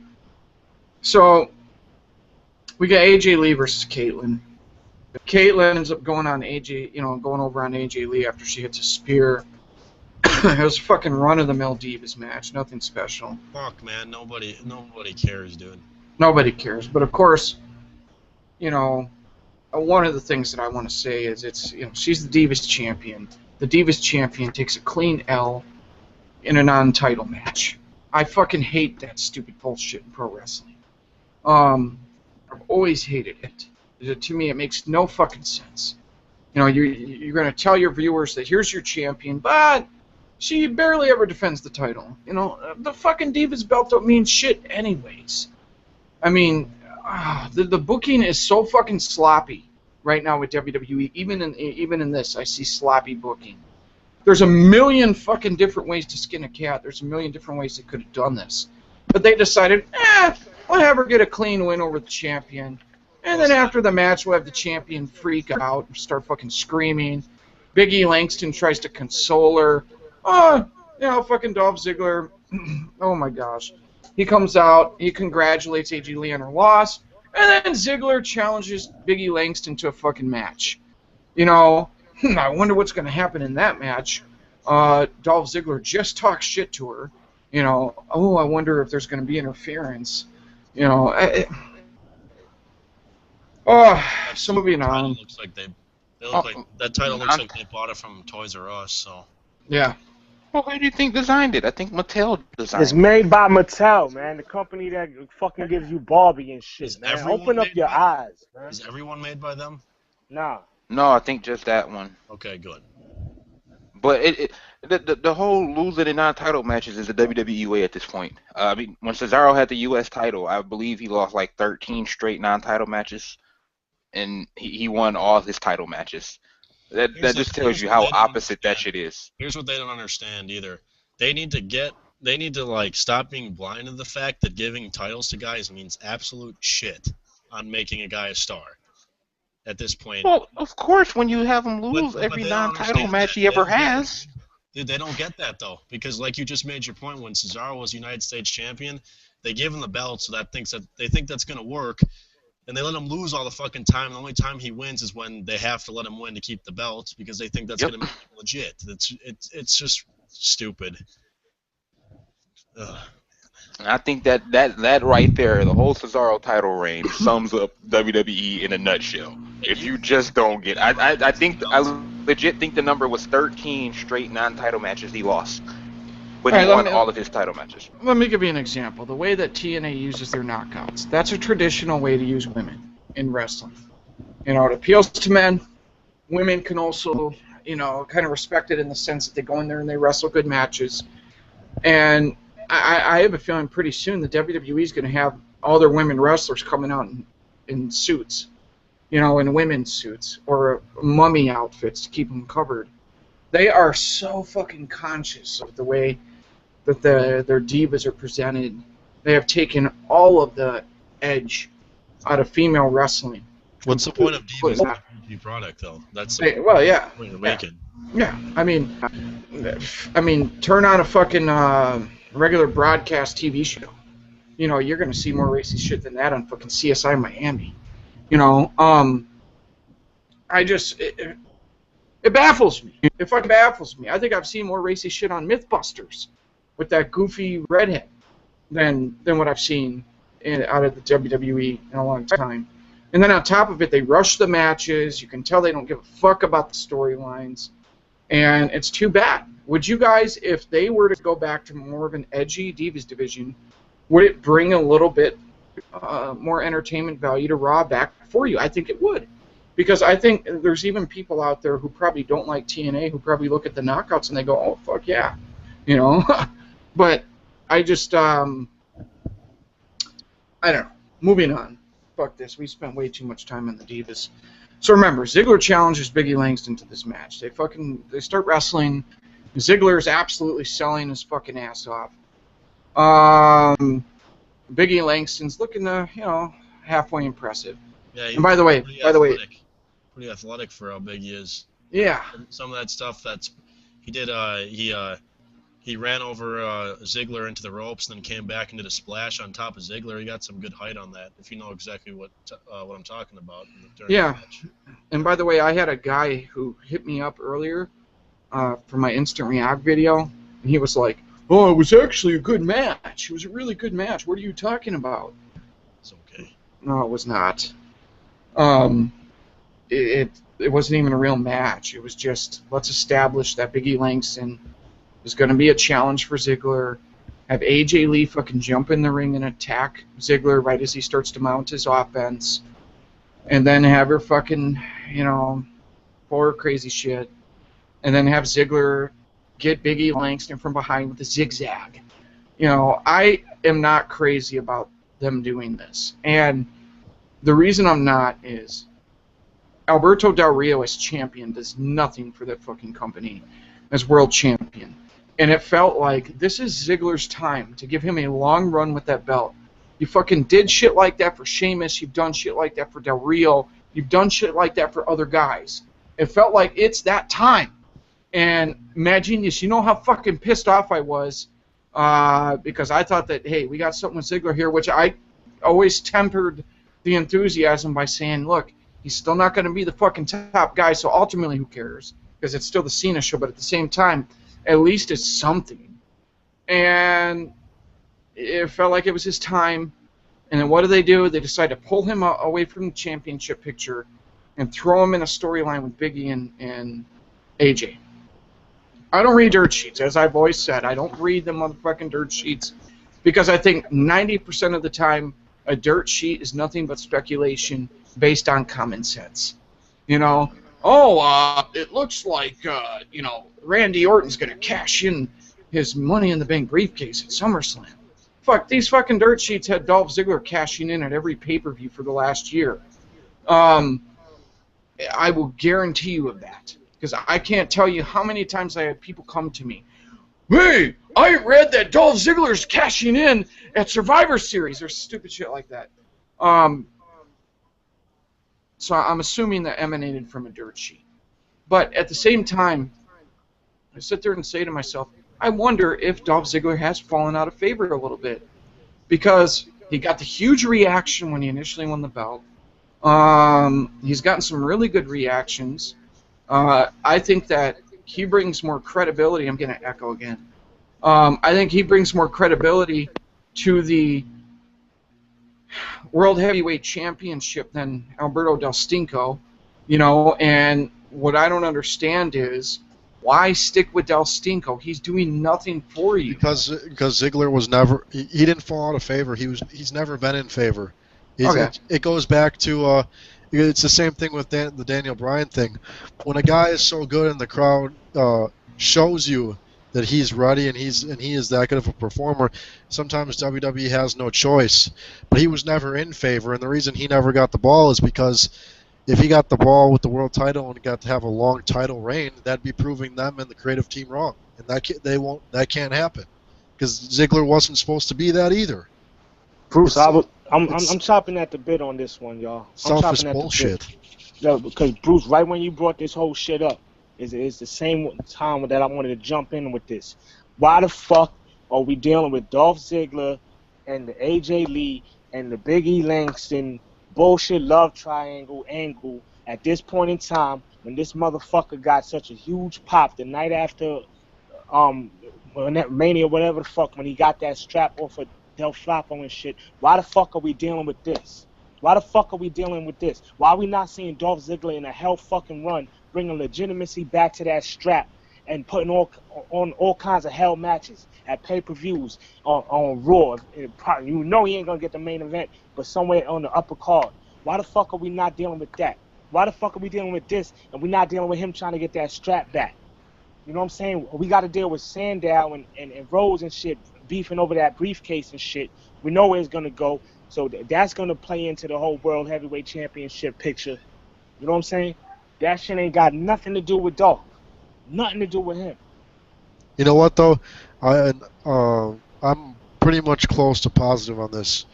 The creative team, Vince, Triple H, Stephanie, I guarantee you, they all think more of AJ Lee than they do of Dolph Ziggler.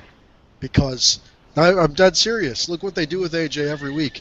They think more highly of AJ Lee because they created her. And Dolph was a guy that they thought was going to be a jobber, but he worked his ass off so hard to get to his spot, and he let them know that. But they still think more of AJ because it's something they created. Because Dolph was never in favor with them. Yeah, even if that's the truth, man. He was in favor with the fans. We already know they don't give the fans what the fuck they want. But this is bullshit, Bruce. This is bullshit. We seeing this bullshit, this fuckery. This is what the capacity they're using him in. You gotta be out of your fucking mind, B. What the fuck's Del Rio still holding on to that belt for? Well, I'll say this. One of the reasons Del Rio has that belt is because WWE has been trying for the last couple of years to push a Hispanic.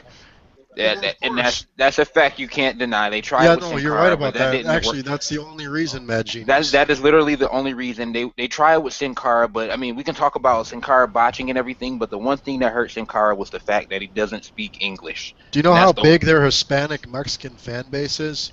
It might be the largest, if not the second largest fan base they have. But Bruce touched on it too. That has a lot, but they messed up Ziggler's turn.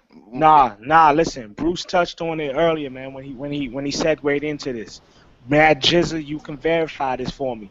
When Dolph Ziggler is outside of the WWE realm, he is burying motherfuckers in a very subtle way. He's not doing it blatantly. He's talking shit about Cena. He's letting niggas know what time it is. He's letting niggas know how he feels. He does it backstage. He does it backstage. When he was on Twitter, he was tweeting with that time when he was out with the, you know what I'm saying? Trust me, he's paying for that. He's know what time it is, man. He's paying for that, Bruce. That's my point, Grits. He's never been in favor because of what you just said. He may be right. He's always been talking shit, and he's been right about it. That's why he's never been in favor with them. Pardon me, man. I don't mean to be all wild with my language and shit, but I'm getting tired of this fucking company. But I mean, not only that, but I mean, the day they did the whole Del Rio Ziggler double turn, what did I say? If they were gonna do a double turn, they did it with the wrong motherfucker. They should have never did it with Del Rio because nobody gives a fuck about Del Rio. Nobody cares about fucking Alberto Del Rio. Shit, they should have did that shit with Randy Orton. With motherfucking Randy Orton, you would have got what you want. You got a heel Orton, and you would have had a double turn and Ziggler as a face, and he would have got a huge pop. But no, You do it with Del Rio, the guy who they only push really because they're looking for a Hispanic guy to push to the front. That is their reason with the Del Rio push. There is no other reason. Fucking push. This fucking push. Push bullshit, man. Telekinetic push. I'm sorry, y'all. I'm ready to explode, man. Listen, dude. No matter whatever happens, the only guys that will get pushed fully are the guys that WWE wants to push. It's only going to be who they want, and the only time this product will ever change is is by circumstance, where it won't be because of what WWE is or their choice. It'll be something that will happen, just like the thing that happened with Stone Cold, because he was never going to be the fucking guy. That was circumstance that happened. It'll happen. That's the one thing I can say if you want to have any hope, because I know there's wrestling fans that are very passionate and loyal. I would say somewhere down the line, eventually something's going to happen, some kind of circumstance with Cena. But until then, don't expect change, because WWE does whatever the fuck they want. You hit the nail on the head. Either it's gonna have to be circumstance, or they're gonna have to start losing money. And like we said earlier, man, they're still making money hand over fist. So we know it's just gonna have to be by circumstance. Yep. I had a guy ask me if I'm sleepy. No, I was reading my laptop, and I've been sick for 11 days straight. So I'm not feeling good, but we're trying to get through this video. So. I want you guys to tell me in the comments, what's your level of frustration with the way that Dolph Ziggler's being used? What would be your ideal way of using him? I think I know where a lot of you might go with this, but go ahead and leave that comment. All right. So John Cena's backstage. I don't think I got my phone in here. John Cena's backstage, and he's gonna have my hands full tonight. Yep, I got my hands full. Fucking on some stupid shit, right? Trying to act fucking normal, which he wasn't. Daniel Bryan asks John Cena if what Vince McMahon said is true. Cena goes into some fucking over-rehearsed promo. We're talking about Vince McMahon! He's a promoter. He's about selling tickets. I've been practicing these lines all day. I'm John Cena. And then Daniel Bryan, says something about Vince has always been honest with me. And then John Cena goes, he has his hat off and he goes like this. You calling me a liar? Fucking stupid ass, man. This dude's a terrible actor. He says it like someone's going to be intimidated of him after he's... I know. I'm like... Nobody's scared of you, dude. It's John Cena who throws punches like the Twinkie kid. Oh my gosh, it was fucking... Look, he got serious for once. Again, another over-rehearsed segment, backstage segment for the WWE. It's just fucking over-rehearsed where, okay, Daniel Bryan's gonna confront fucking John Cena. John Cena's gonna rebuttal. Daniel Bryan's gonna push it further, and then John Cena's gonna get serious. I don't think it was over-rehearsed. I just think Cena just sucks that bad. Yeah, you may be right. Dude, I love how they're running a storyline that Daniel Bryan just can't beat Cena. Like that's actually a legit storyline to run. You know what I mean? Like they're like, oh, why the fuck couldn't Daniel Bryan beat John Cena? Even in a real fight, why would you run that storyline? That's stupid. Fuck John Cena. I'm telling you why. Of course Daniel Bryan could fucking beat by whatever John Cena in a real circumstances fight. happen, and Cena's losing that belt. By whatever, it ain't gonna be clean. But like I said, when's the last time Cena went into a feud where he wasn't booked as the underdog? It was CM Punk in 2011. That is the last. That I said, even though it ain't gonna be clean, or whether it be by Orton cashing in. Dude, they've already, dude, it's obvious they're setting up Vince screwing Cena. Yeah, like I said, that's what they're setting up. Vince doesn't want Daniel Bryan to be champion. Yep. So Daniel Bryan gets the belt. There's euphoria, and then Vince finds a way to screw fucking Daniel Bryan and by default screw Cena. Yep. Like I said, that's Cena's losing the belt. That's why they're booking the feud like this. But at the end of the day, it's not gonna mean nothing because Daniel Bryan gonna get buried right after. And I can already hear it. Everybody and their mother who complains about Randy Orton. Oh my gosh! Did you see SummerSlam? Randy Orton turned heel, and he punk kicked Daniel Bryan and took the belt. It was awesome. Okay.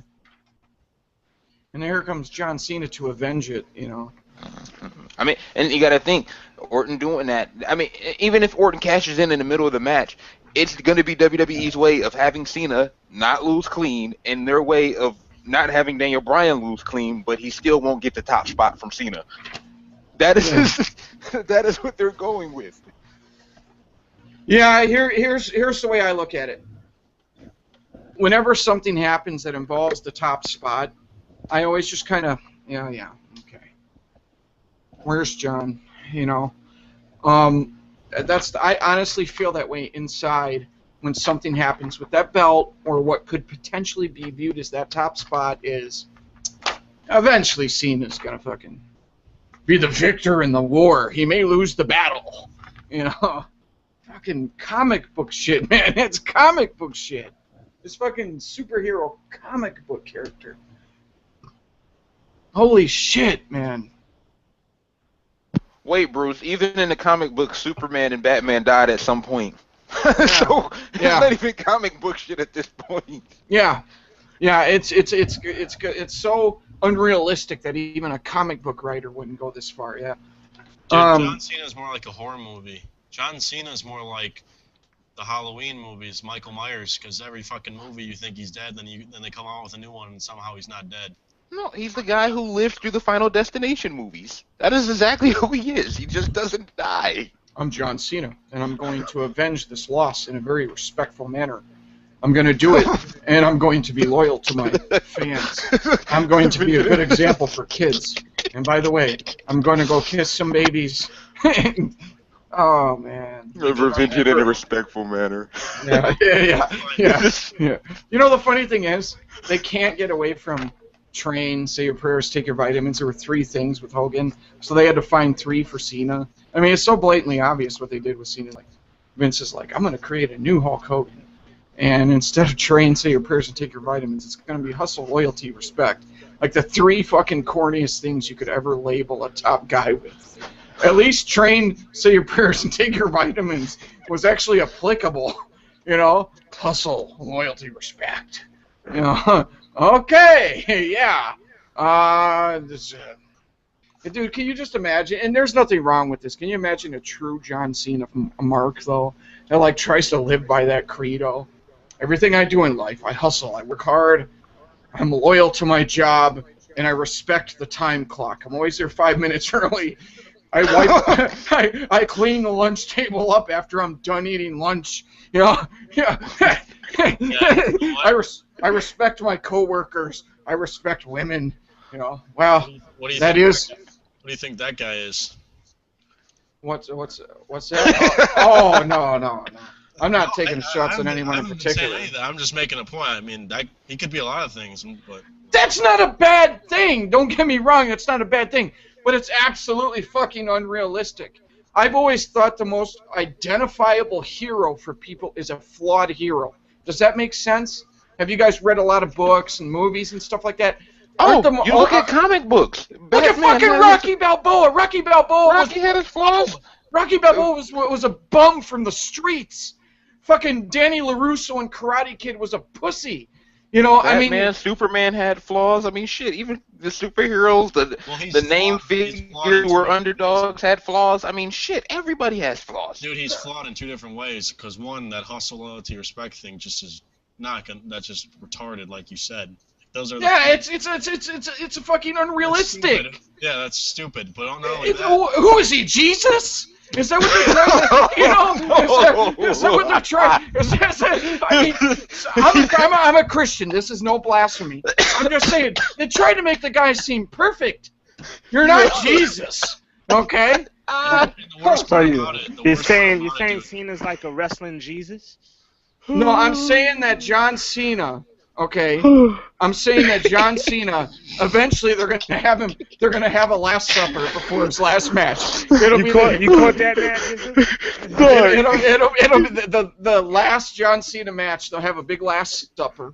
He'll turn water into wine, you know, and then John Cena will die in his last match.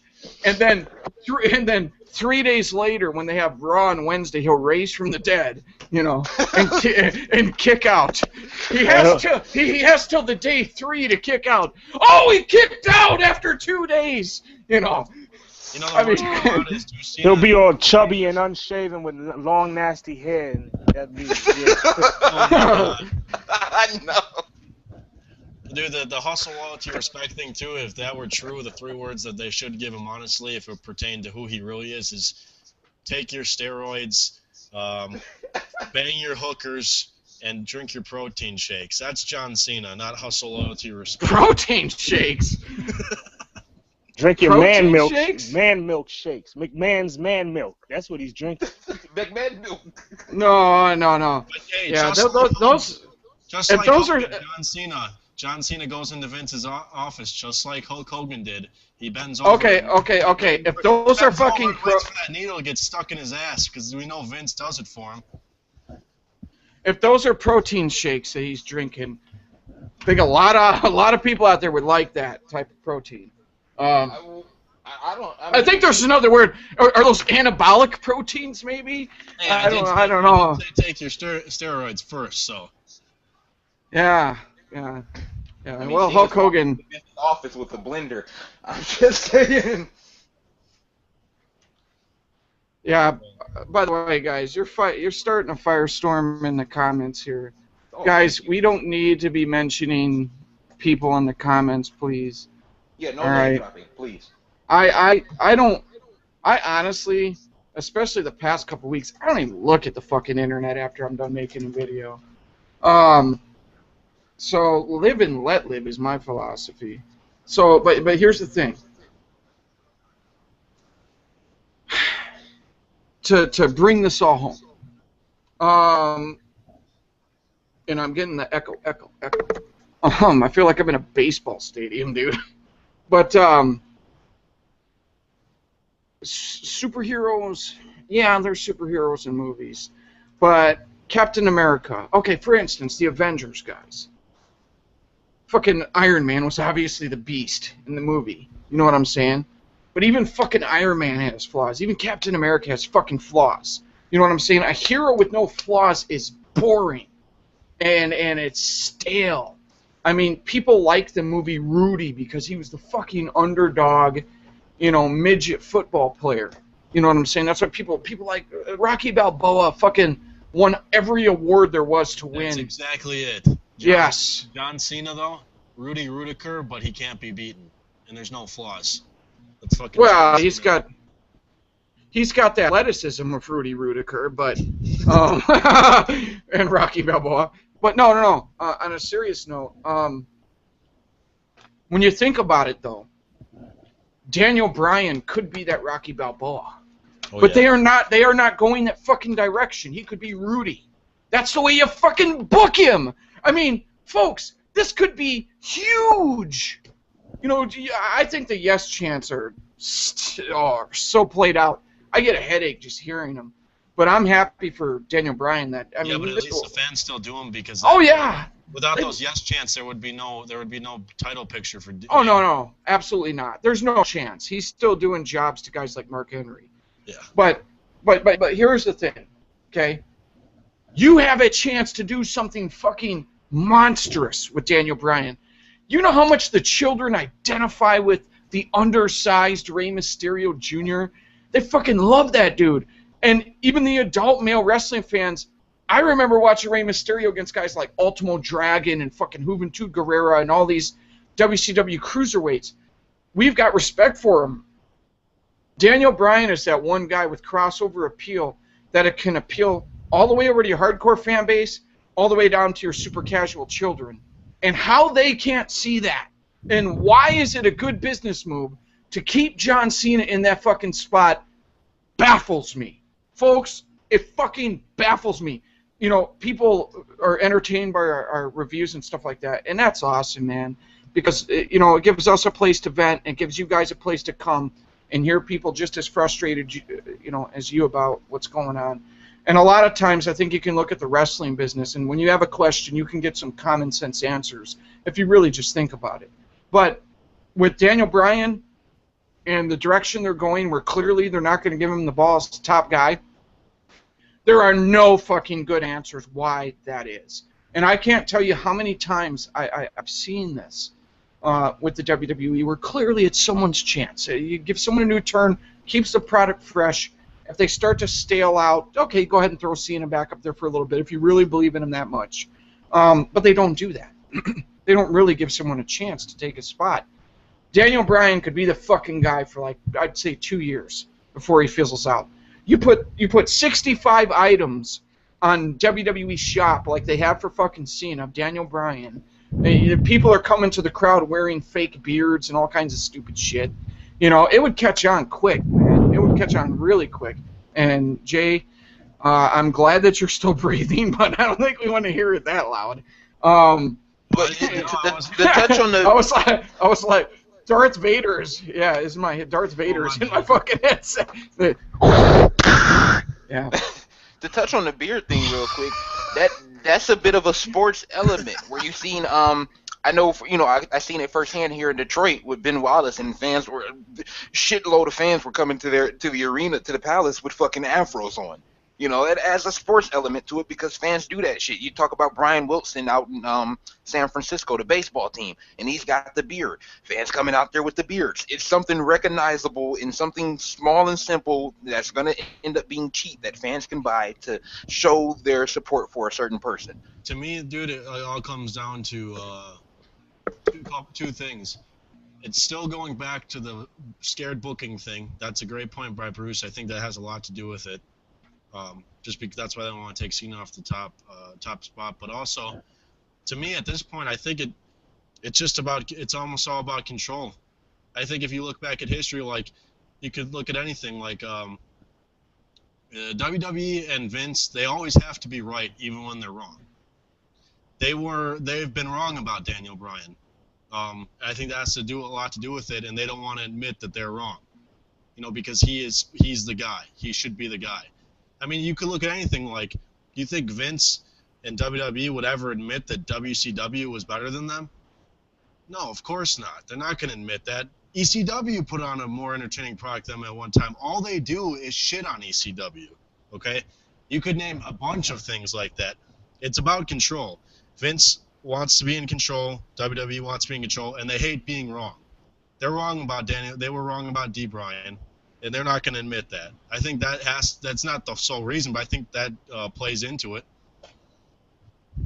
Yeah, and by the way, my 3 demandments for Cena, I just quickly thought about it.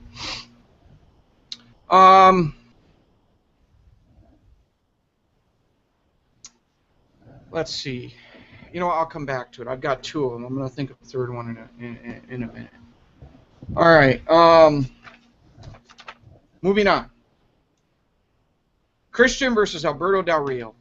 The first question that I seriously ask in the comments is, does anybody care? Because I really did not care about this match as far as each guy. I don't give a fuck. You know, and let me continue. You know, they gave them 2 segments for the match. I thought it felt uninspired. There were a couple decent little spots, a lot of kicks, a lot of basic fucking watered down WWE shit. But ultimately, Christian went over on a roll up out of the cross arm breaker. They gave Christian the win, and you know, it looks like they're setting up Christian to do a job to fucking Del Rio here down the road. I don't know, man. I just didn't fucking care for it. It just felt like a run-of-the-mill bullshit.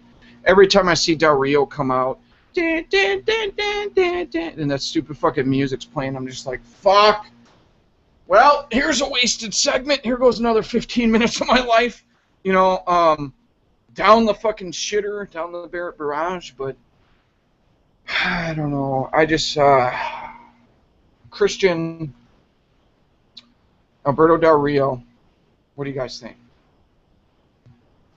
Wait, what the fuck do y'all want us to do? You know what I'm saying? Do y'all want us to get up here and sit up here and hype and blow smoke up your ass talking about what a great technical exhibition of wrestling this was? No, like Bruce said, who the fuck cares about this at this point? Who the fuck cares about Del Rio as a heel? It's fucked up that we got to talk about my man Christian in this light, but it is what it is, man. At this point, I don't care for seeing Christian, man. After I've seen him in the way he was back in the day, what he's able to do, you know what I'm saying? He did all right in that Money in the Bank and all that shit. But come on, man. Who the fuck cares about this? Was it a title match, Bruce? Was it a title match, Bruce? No. No, it wasn't. So who the fuck cares? You got the World Heavyweight Championship. It's not a major belt. You don't fucking defend it unless it's a pay-per-view. Let these motherfuckers come out here and defend these belts on a weekly basis, man. Since they don't have no fucking meaning. Give this match some fucking type of appeal, something. I'm tired of the Del Rio entrance. I'm tired of the fucking Del Rio tights. I'm tired of his corny ass, pussy ass scarf. I'm tired of fucking Ricardo Rodriguez and all that bullshit. He come out there singing and all that. I'm tired of this motherfucker, man. This fast, sloppy motherfucker out there, man. What the fuck he be saying, too? Every time that motherfucker talk, my destiny. I'm tired of this motherfucker, man. I'm tired of this shit. You know what? I don't even feel like talking about this match. What I'm going to do is, since I'm a grown-ass man, wrestling fan, while y'all review this match, I'm going to sit up here and I'm going to play with toy cars for the rest of this shit. Go ahead. All right, hold on for a second. Oh, jeez. you guys, let it go, man. Vroom! Obviously, some guys on the panel get fired up over things that I really don't care about. And that's fine, to each their own. But I came up with the new 3 demandments for John Cena. And you guys feel free to use these on the internet. So right now it's hustle, loyalty, respect, right? This is really what John Cena's 3 demandments are. Get muscle, play politics, your career's about to get wrecked. That's what it is. It's muscle, politics, wrecked. That's what it is. That's John Cena's 3 demandments. He got muscle, he started playing politics, and he's going out there to wreck people's careers, man. Fuck hustle, loyalty, respect. It's muscle, politics, wrecked. That's what John Cena's 3 demandments are. So, guys, do we care about Christian and Del Rio? Who the fuck was entertained by this match? I'm not trying. No, man. Some people really like Christian. You know, that's where I'm one of the guys. He's in my top 10 favorites of all time, but I don't. I'm with you guys on this one. Who gives a fuck? WWE doesn't even give a fuck about Christian. The only reason he even had that first title reign was because Edge retired and they went with the sympathy factor. But Christian dropped it the same week to fucking Randy Orton. Christian, when he went to TNA and got a chance to run with the ball, and then when he came back and he got that title, even though it's because Edge lost, Christian proved he was a main eventer. He proved it. In WWE, for whatever reason, they fucking hate Christian. I'm sold on this. They hate Christian no matter what the fuck he does, and he will never get treated the way he deserves. And fuck Alberto Del Rio. He fucking sucks. Fuck him, man. Like Lyrical Threat says, Vanessa Del Rio, man, out there. I'm tired of seeing this motherfucker go out there and throw kicks and slap his thighs and shit like that. That shit is corny, man. How many kicks? Yo, count how many times you get a kick in a Del Rio match. Count how many times that motherfucker throw a kick, slapping his thigh or slapping his belly or some shit. Hey, he's the new Bruce Lee, man. Wait, but Del Rio could kick motherfuckers in the head 175 times a match, but Orton can't do one fucking punt kick? Yeah, exactly. That makes sense.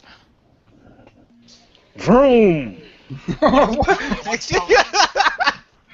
Hey, what's Del Rio's gimmick supposed to, what do they think his gimmick, besides being appealing to Mexican Hispanic people, what is his whole persona supposed to appeal to? He's a JBL ripoff. What fan base? No, what age group is he supposed to appeal to? Good question. What I mean is, what do they think he's supposed to, not what does he? Because he doesn't appeal to anybody, but... No, I think they made Del Rio to appeal to a fan base like us. But the problem is with that is, you suck when they put you out there to be presented to a fan base like us guys, and you still suck. It still doesn't work. I mean, that's when you suck. Just like Wade Barrett, you get pushed you get chances and you get opportunities to be pushed to the top. Oh, you didn't say the name. So many guys get, they don't get opportunity. Wade Barrett gets all the opportunity in the world. Oh shit. He sucks. You'll get fuck Wade Barrett. Bruce said, "Oh shit." Here comes the Barrett barrage, bro. I'm sorry, I just went Street Fighter in my own living room. Yeah, it's time. This is like one of the cars that Del Rio comes out to the ring. I'm just vroom. But look, the doors open up too, just like a Del Rio car. You see this? Yeah, I know I'm a grown. But wait. But look, Del the Rio doors does open it. up. That shit is corny as hell. Eddie Guerrero used to do that shit, and that shit was funny and fly. Del Rio does that shit. I don't give a fuck. All right. Garbage. If you got a problem with anything Grit said, at Grit718 on Twitter. Okay. Throw me under the bus. I love it. Nah. See what happens is you guys say something, and then I get blamed for it. Nah, don't blame Bruce. Don't blame time. Bruce for anything. If anything, you know what I'm saying, Bruce lets me come on here and have a platform, have a forum to speak my things. And is it my shit? I'm going at is a fan base, yo. I'm not going at individuals. I'm not going at any type of bullshit like that, regardless of what you may think. What I'm going at is a fan base, a demographic of wrestling fans. They think they're wrestling fans, but they're really entertainment fans that are destroying. Yeah. But they're destroying what I love. They're destroying everything about this shit that made me a fan of it in the first place. And it's not one individual here. It's not another individual there. It's an entire demographic, y'all. An entire demographic that has just turned this shit on its head. And I'm sick of it. I'm sick of it. Yeah, I understand your thought process. My thought process is I don't give a shit what other people like. I can understand if you think that it's enabling the WWE. But I think we just have two different... You know where I'm coming from on that. I don't even have to explain it. I mean, I get attacked by these fucking huge WWE fans all the time. How many times have you viewers heard me say, if you fucking like Cena, more power to you, probably not the channel for you. If you like the WWE, more power to you. Right now, probably not the channel for you based on what they're doing. You know, and then they'll be like, you should just stop watching it. This is our product.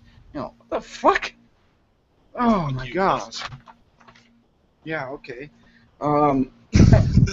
When I started watching wrestling, your parents were teenagers, you know, maybe even younger than me, to be honest. But and that's what I hate, that mentality, Bruce. Oh, if you don't like it, don't watch it, or it's for us and all this bullshit.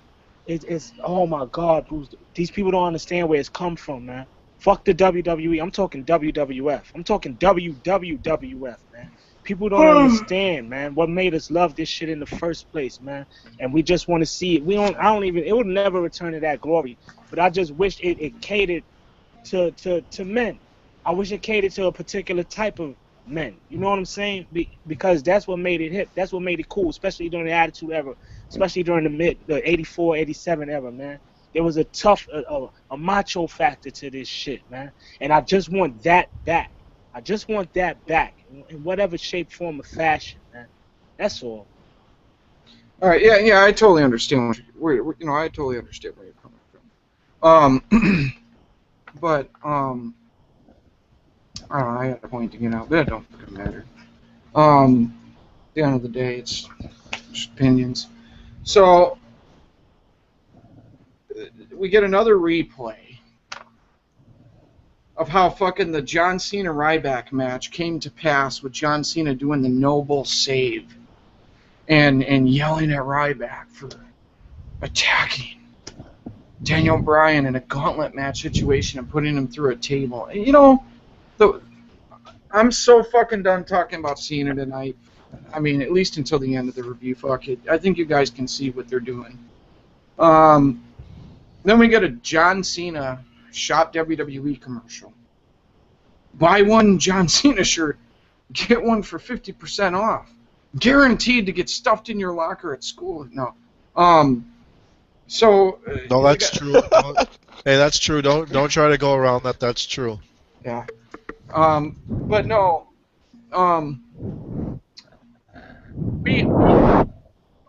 Wow. Sorry. On one of the Raw reviews, I was talking about the merchandise and how people always use the merchandise as an excuse to not giving someone else a chance. And we went on Shop WWE, WWE Shop, whatever the fuck it is, and there were literally 60-some items for Cena, and the closest was like Punk with, I think it was 20-something. Well, I wonder why he's selling more. It's not Yeah, I think it Shop was WWE. 27. Listen, it's not Shop WWE. That's fuck. It's www.babygap.com. Oh, yeah, that's it. That does sound about right. But no, and I don't know.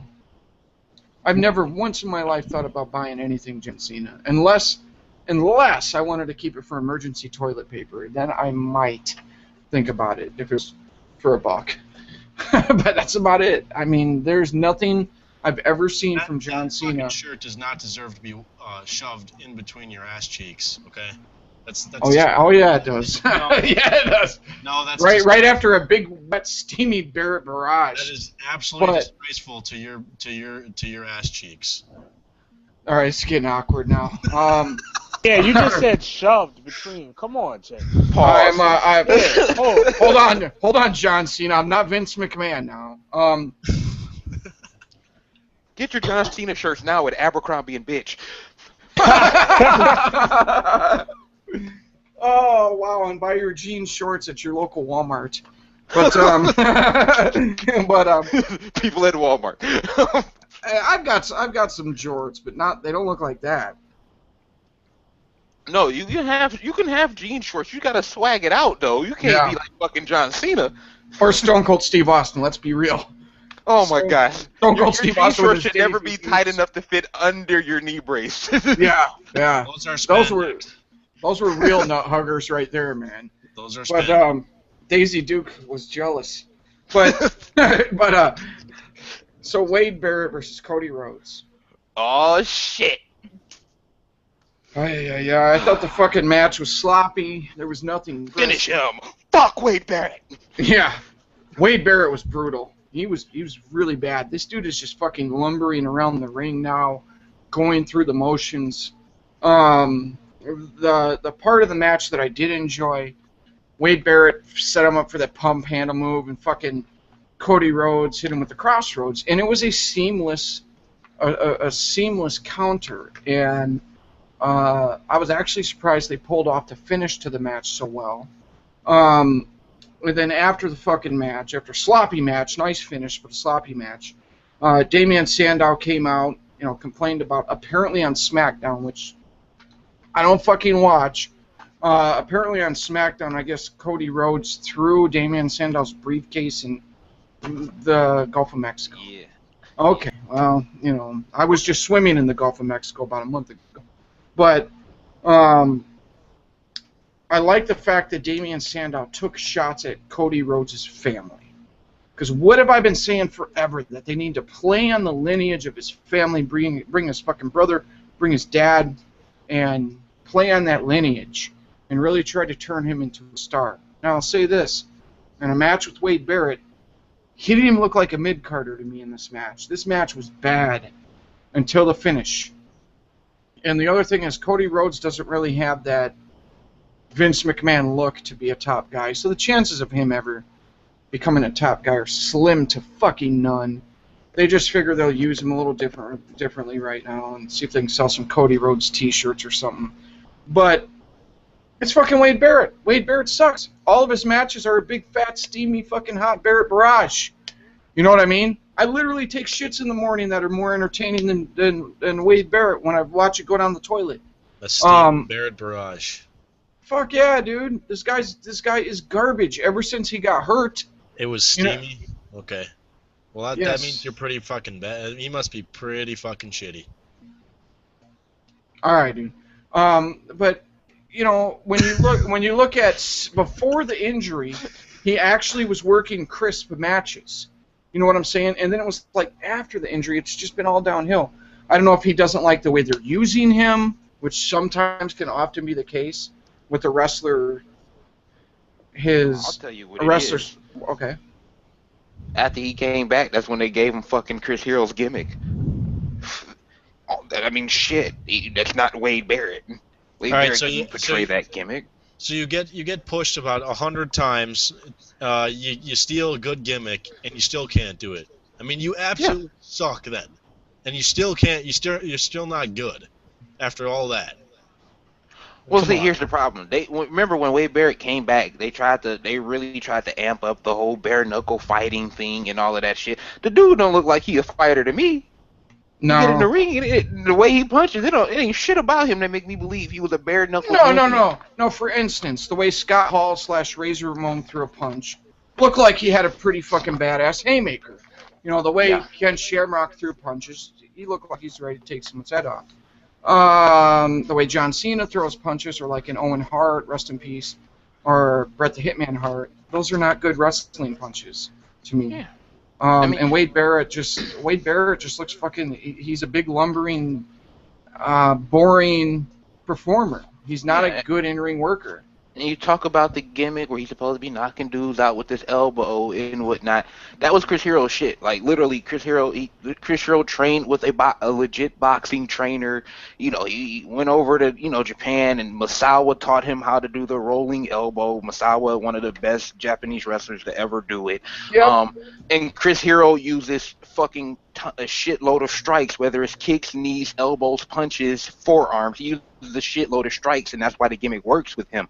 Wade Barrett coming in there and doing that pussy-ass fucking ripcord elbow forearm, the fucking Lex Luger bionic forearm with a ripcord on it ain't gonna mean shit. Oh, gosh. It's not gonna mean shit when you had Chris Hero's finisher under that gimmick, where he took the guy and did took him in a neck breaker position, turned him over, and then hit him with a rolling elbow to the back of the neck, and you heard that little smacking sound. That shit fit with the gimmick. Wade Barrett coming out there doing that bullshit ripcord bionic elbow forearm shit ain't gonna work. Do you guys On top of remember the fact when? that he fucking sucks? Do you remember when they were all excited about Wade Barrett being an extra in a movie? That's what it feels like he is now. What was the name of the movie? wrestler. It was Man Down or something like that. Yeah, that's what his career is. Exactly. Yeah, his career is man down. And then you and I sat here and we debated Jay for about 20 minutes. He tried to convince us that Wade Barrett was good. Go fuck yourself. No, don't let Jay. Go check the tape. Jay Yeah, said go that- ahead. Go ahead and check the tape. He said that. No, he said Wade Barrett was the next Brock Lesnar. Not me. Oh. Wasn't me. I gotta call you out on that one, man.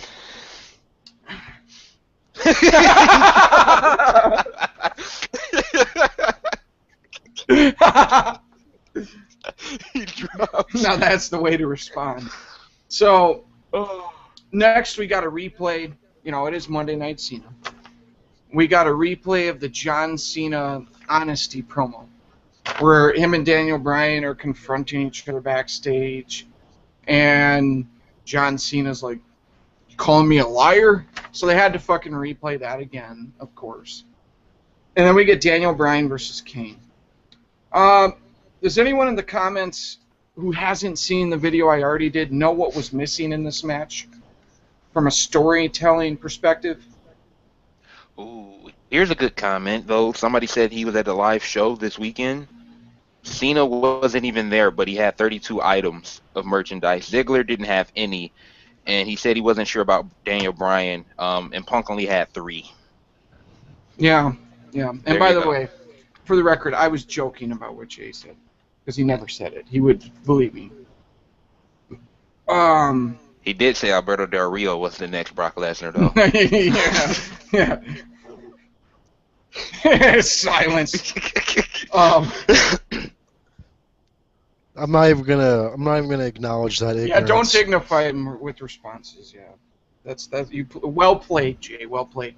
But no, this Daniel Bryan Kane match, guys. What was fucking missing from this match? They had been friends tag team partners for how long? They did the stupid anger management bullshit. Where was the emotion and storytelling in this match? Did you feel like you were watching two friends wrestling who had all kinds of fucking issues? Dude, the fact that you're referencing Kane and his gimmick and friend in the same sentence already is absurd. I know. It's absurd that was even a tag team. No, it's supposed to be Kane. No, I know. Jay, I almost called you Dan. Jay, I totally fucking agree with you. Totally, and now I just almost called you Sean. And you know what's behind Sean. Yeah. I totally fucking agree with you, because I agree that he should have never been involved in that gimmick, but he was. And you invested all that TV time into them being friends and having problems and jealousy, and one thinks he's better than the other and whatever. I did not get that feel to this match. It just felt like, well, they just wrestled, you know. Did the commentators help you get that feel, Bruce? Well, the commentators. But this is why, though. Commentators? They never had an official breakup. Dude, hold on. Those guys are not fucking commentators, first of all. Those guys are, what do they call those? Those guys are infomercial guys. That's all they are to me. They're not... Exactly. You got this big angle. It's fucking the summer of 2013, and we're still dealing with Daniel Bryan and Kane's bullshit, and you're not even going to emphasize it. You're not even going to fucking emphasize it. You're not going to have them tell any type of story with that in the ring, and you don't even have these bullshit, like you said, infomercial bastards on the announce booth, announce table, helping to push that narrative either. They should have fucking Cole and Jerry Lawler. Well, I don't want to disrespect Lawler because the heart attack thing, but they should have Michael Cole just sit out there, take a piece of paper, write Tool on the piece of paper, and stick it to his forehead and just sit out there. I prefer ass hat. Whatever you want to call them, yeah. Just have a hat made in the shape of an ass and have him wear it the whole fucking show. Because he's a big ass hat to me. I can't stand that guy. But they never gave us like a real conclusion of the Bryan and Kane storyline, and that's why they never even had that blow off match. So it's not like this was a rematch of the blow off match, or this was even the blow off match itself. What was it? Exactly. Remember last week when Vince announced the match, he said Daniel Bryan versus his best friend Kane. He didn't say his former best friend or his former tag team partner or the guy he hates. He said his best friend. Dude, it was a way to get a win for Bryan, but also feed Kane into the Wyatts. And it's like, again, I keep bringing this up, the booking has been so sloppy. This is another fucking case where you have told this story for what, guys, a year and a half? Yep. At least, man. At least you had you these and motherfuckers hugging each other, man. Yeah. No. Squeezing each other's ass cheeks in the middle of the ring. I'm sorry. And you don't touch on none of that shit. All you did was to serve it up fucking Kane as a sacrifice for some other guys you want to give a push that isn't going to amount to shit in the long run. Yeah. You made us deal with these motherfuckers hugging each other, man. Going to therapy sessions and all this bullshit. Yeah, you made us... Let's come out here and ask grown men to hug each other. You know what I'm saying? And all this bullshit, man. For what? They were one segment away from reach arounds in the shower. I mean, seriously. They were. Dude, there's too many. This Raw review, Raw sucks so bad that we've stooped down to the level of talking about men in showers and ass cheeks on this fucking review. This is getting out of hand. Yeah, but anyway, yeah. I'm just surprised John Cena didn't come out there and bury both of them. But you know, the fact of the matter is that I felt there should have been more intensity in the match. You know, or how about this? The match starts and there's like reluctance. They shake hands, you know, because we're friends. How many times back in the old school? Remember how meticulous guys would be with matches like that? Where you'd have two tag team partners, and then they'd start out with a couple fucking, just stuff out of the collar and elbow tie-up, maybe hammer locks and stuff like that, headlock, and then, one guy throws a punch, and then now it's on. You know what I'm saying? This match was fucking horrible, just fucking horrible from a storytelling perspective. I mean, don't get me wrong, Daniel Bryan's always going to go out there and work a decent match on his end. I thought Kane could have, brought a little more energy on his end, but the storytelling killed it for me. So, fucking Daniel Bryan rolls Kane up for the win, and, by the way, a sloppy finish to the match. And then Kane just decides, fuck it, I'm going to chokeslam Daniel Bryan. Okay, now the Wyatts come out. Bray Wyatt sits on his chair. Who are the other two Wyatts? What are their Wyatt names? Eric Rowan and Luke Harper. No. As far as being from the Wyatt family, is that what they're going to call him? Yep. Yeah, that's their WWE names. Yeah, Eric Rowan. Okay, and Eric. Harper. All right, yeah, Rowan and Harper. You know. Generic bullshit, man. Yeah, I agree. I fucking agree. I fucking agree. No, I will You say got this. fucking swamp people. Their names is Luke and Eric. Yeah. You know, yeah, you can't name them. What was it? Remember, they used to come up with these crazy gimmicks back in the day, like Skinner. You know, he'd come in the ring with tobacco and fucking. Call a nigga Leatherneck or Buttfoot. Leatherneck. Yeah. Now they come out Bob Johnson. You know, these were fucking jobber names back in the day. But and then the gimmicks that they actually come up with are just terrible. Like Fandango and Brodus Clay. So bad because Luke Harper in specific, to be that big of a guy, he is ridiculously athletic and talented, and they're gonna shit on him and bury him, of course. And Bray Wyatt, the character is fucking brilliant, but it's not gonna mean anything because they're not gonna book it right. This shit's gonna suck. My personal opinion. I know some of the guys on the panel right now might disagree, and a bunch of other people disagree. The Wyatt family sucks. Garbage. You didn't have to say other people on the panel. You could have just said me. Well, I don't know. I agree with you. I don't know who else liked it, but for this shit. I don't know. I understand where you're coming from, bro. I totally get that. Because I don't think that I think we're in the very early stages of it, and I tend to understand where you're coming from, but at the same time, I've got the attitude of where the fuck are they going with it? You know, I want to see where they go with it. Yeah, I mean, it all comes down to booking. If they were booked better than they are in going forward, I think they could have some entertainment value. I'm not saying everybody's going to be over the heels entertained by it, but it could have some entertainment value to it. If they were I don't booked care right. about a guy named Luke Harper. I don't care about a guy named Luke Harper. I don't care about a guy named Wade Barrett. Just like I don't give a fuck about these generic jobber-named motherfuckers who come out here. They're going to get stuck in mid-card heaven for the rest of their fucking career in the WWE. And they're coming out here, they're using poor fucking 97-year-old Kane to put these motherfuckers over. And you had this man hugging a midget for a fucking year and a half, man. No disrespect to Daniel Bryan, but it is what it is. You had a monster hugging a midget for a year and a half for him to come out here and get fucking slammed on his face by some motherfuckers from the Swamp People reality TV show, man. Well, this is what happened. For those of you who didn't see it, so Bray Wyatt comes out with his fluorescent light, you know. They try to make it look like it's illuminated, some crazy... That trick-or-treat light bullshit. Yeah, the trick-or-treat light. Yeah, he looks like he's going trick-or-treating. And he sits down in his grandmother's rocking chair. And then Henry and Phineas Godwin get in the ring. And no, but they get in the ring and they fucking, the one guy hit Kane with the big boot and then the clothesline. Those look pretty good. The one with the black hair? Yeah, the That's one with Luke hair, Harper. yeah. That's the one I said who's really athletic for his size. Yeah. All right. So then Bray Wyatt gets in the ring, he hits his finisher, and then he tells Kane that, I heard that you think you're the devil's favorite demon. Be careful who you say that in front of, because you never know who's listening. Follow the buzzards. I mean, it's some fucking gothic weird shit. You know what I mean? So I actually, for a very shitty Raw, which I really didn't like anything to this point, other than maybe seeing Ziggler in there and Daniel Bryan, I guess. A very shitty Raw, and the fact that Cody Rhodes beat, lame Barrett. I thought it had some intrigue to it. I was intrigued, and I can't say that about the rest of the show.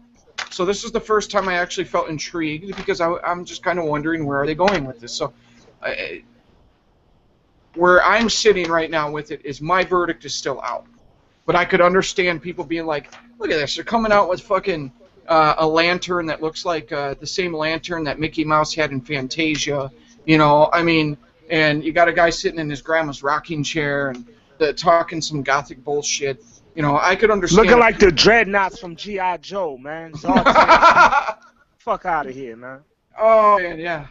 And then his his two cronies look like he just pulled them out of a homeless shelter. It was just You know what I fucking mean? bad acting, though, to me. Like, even at the end of it, when Bray Wyatt, I think that's the main guy, his laugh at the end of it, I mean, it just sounded so over-exaggerated, and it's just bad acting. Yeah. I mean, y'all know where I stand on this. I've seen a lot more of them than you guys have, and I stand by the fact that they had something with this if they booked it right, and that I'm standing on that. I mean, Luke Harper in specific.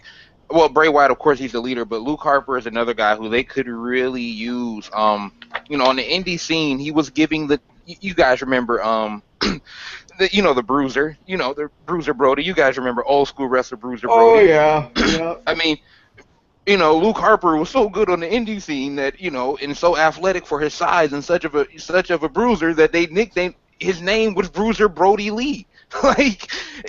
He has so much talent in the ring. It's just WWE once again gonna let another talent either booking bad or let it slip out of their fingers. It's just WWE for you.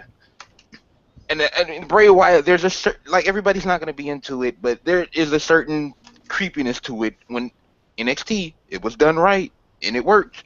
I guess, but I don't really find it creepy. I find when I see them go out there, especially Bray Wyatt, he looks like he's trying way too hard. Yeah. Well, that's because he's on the Nobody deserves screen now. Bruiser Brody moniker, man. Nobody deserves that in my eyes. The dude Luke Harper is the real deal, bro. He ain't an all-time great or no shit like that. Yeah, but dude fucking Henry and Phineas Godwin could wrestle too.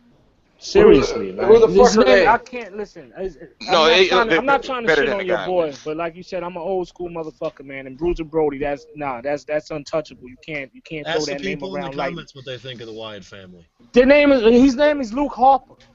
It sounds like somebody who should be on motherfucking 90210, the Rebirth or something like that. You're gonna get a split in the comment section too, because I know there's a That's lot of fine. people in the comment That's section fine. that watch NXT like me, and they're going to endorse the Yes. Wyatt family, and then you're gonna have the people who don't watch it and are gonna say this shit sucks because ever since they've been on Raw, it sucked. That's What fine. channel is NXT on? PBS? It now comes on Hulu, bro. These guys are the WWE version of offensive line. You know what I'm saying? They serve a purpose, but nobody really gives a fuck about them, man. No disrespect, but it's like, come on, man. Where's it gonna go? Where are you gonna put Luke Harper, Eric Rowan? Where are you going with fucking names like that? It sounds like an NBA and an MLB player. Seriously, Aaron man. Rowand and Ron Harper. Yeah.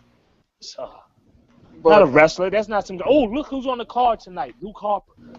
Yeah, I mean, at least with wrestling, old school wrestling names, they had a wrestling name to it, like Hulk, Hogan, Something. Rick, Flair. Yeah. I mean, I'm not shitting on your boy, Mad Genius. I'm just using I'm using his name as an example. You don't like it?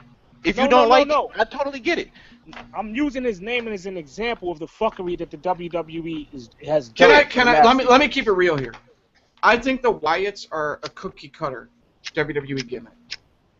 I really think they are. They're a cookie cutter gimmick with a different angle.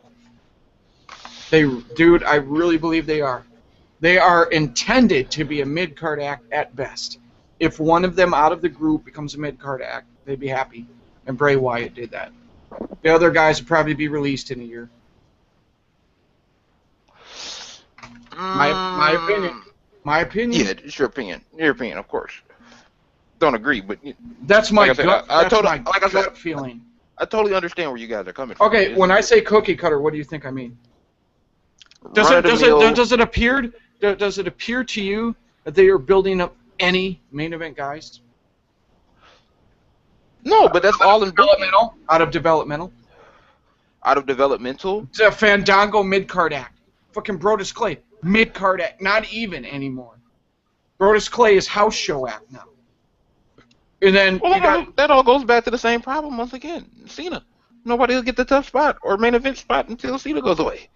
Yeah, but at the same time, I think this is a cookie-cutter mid-card act where they're just trying to throw something onto the show to make it seem a little different.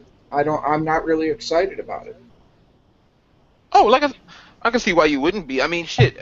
Because at first it was just Bray Wyatt. It wasn't Bray Wyatt and then the Wyatt family. At first it was just Bray Wyatt and at one point in time, I would have said Bray Wyatt was one of the top 2-3 developmental prospects they had, and he had a chance at being a legit main eventer because he was so good at portraying the character. But like I said, since he's gotten to the main roster, everything's been different. Like the people who are writing for the character Bray Wyatt aren't the same people who wrote for it at NXT, which is why it was good. Dusty Rhodes is the one who came up with the character. He's the one who wrote for it down at NXT. He's not writing for the character up on the main roster, which is why you see there's such a dramatic difference in what they come off as on the main roster and on NXT. That is the main reason why you see such a dramatic difference in it, to me, as somebody who watches NXT and Raw. Well, you know, I don't know. We'll see. In comments, yes or no, do you like the Wyatt family based on what you've seen so far? Yes or no? Simple. Are you enjoying what you were seeing or not? Yes or no? So next we got Brie Bella versus Natalya. You know, just another match to fucking plug Total Divas, which, by the way, proud to say, haven't watched, will not watch. This was so fucking stupid, guys. So they're wrestling a fucking match, and another one of the lame, corny WWE cutdowns is the Bellas are calling Natalya the ugly duckling. This is... that Shit fucking got my shit. blood boiling, bro. Dude, man, the fucking Disney movie Turbo has more swagger than fucking WWE, and that's no joke. They got Tupac in one of the final scenes on that movie. And Snoop Dogg the whole way through. But I'll tell you this much. To have fucking Nikki Bella come out there and start blowing a duck call whistle or whatever the fuck that is to distract Natalya, I'm done. The WWE Divas are just trash. It's a fucking waste of time. I mean, dude, they legitimately put this on TV and are not embarrassed by it. Look, okay, first, I'm going to respond to somebody in the comment section who said he wanted me to, you know, if NXT isn't on TV or on Raw, it doesn't matter. NXT is, without a shadow of a doubt, the best show WWE produces. It's nothing like Raw or SmackDown. If anybody watched it, they would know it. It is by far the best show WWE produces. It doesn't even have a WWE feel. So that is why I watch NXT. I don't watch it because I watch everything WWE, because I don't watch everything WWE. I watch NXT because it is actually good and entertaining, and that's the fact of the matter. You talk about these divas next. Natalya, in my opinion, pound for pound, is the most buried person on the WWE roster between the men and the women. For the life of me, you have her have a gimmick where she's farting, then she goes to the gimmick where she's fucking Great Khali's dick sucker, and now she's in this ugly duckling bullshit. I can't name another superstar who's had 3 worse gimmicks over the last couple of years. I'm sorry. She is the most buried talent they have. Right now, she is the best women's wrestler that they have. And how many times have we seen her wrestle over the past year? Probably 2 or 3.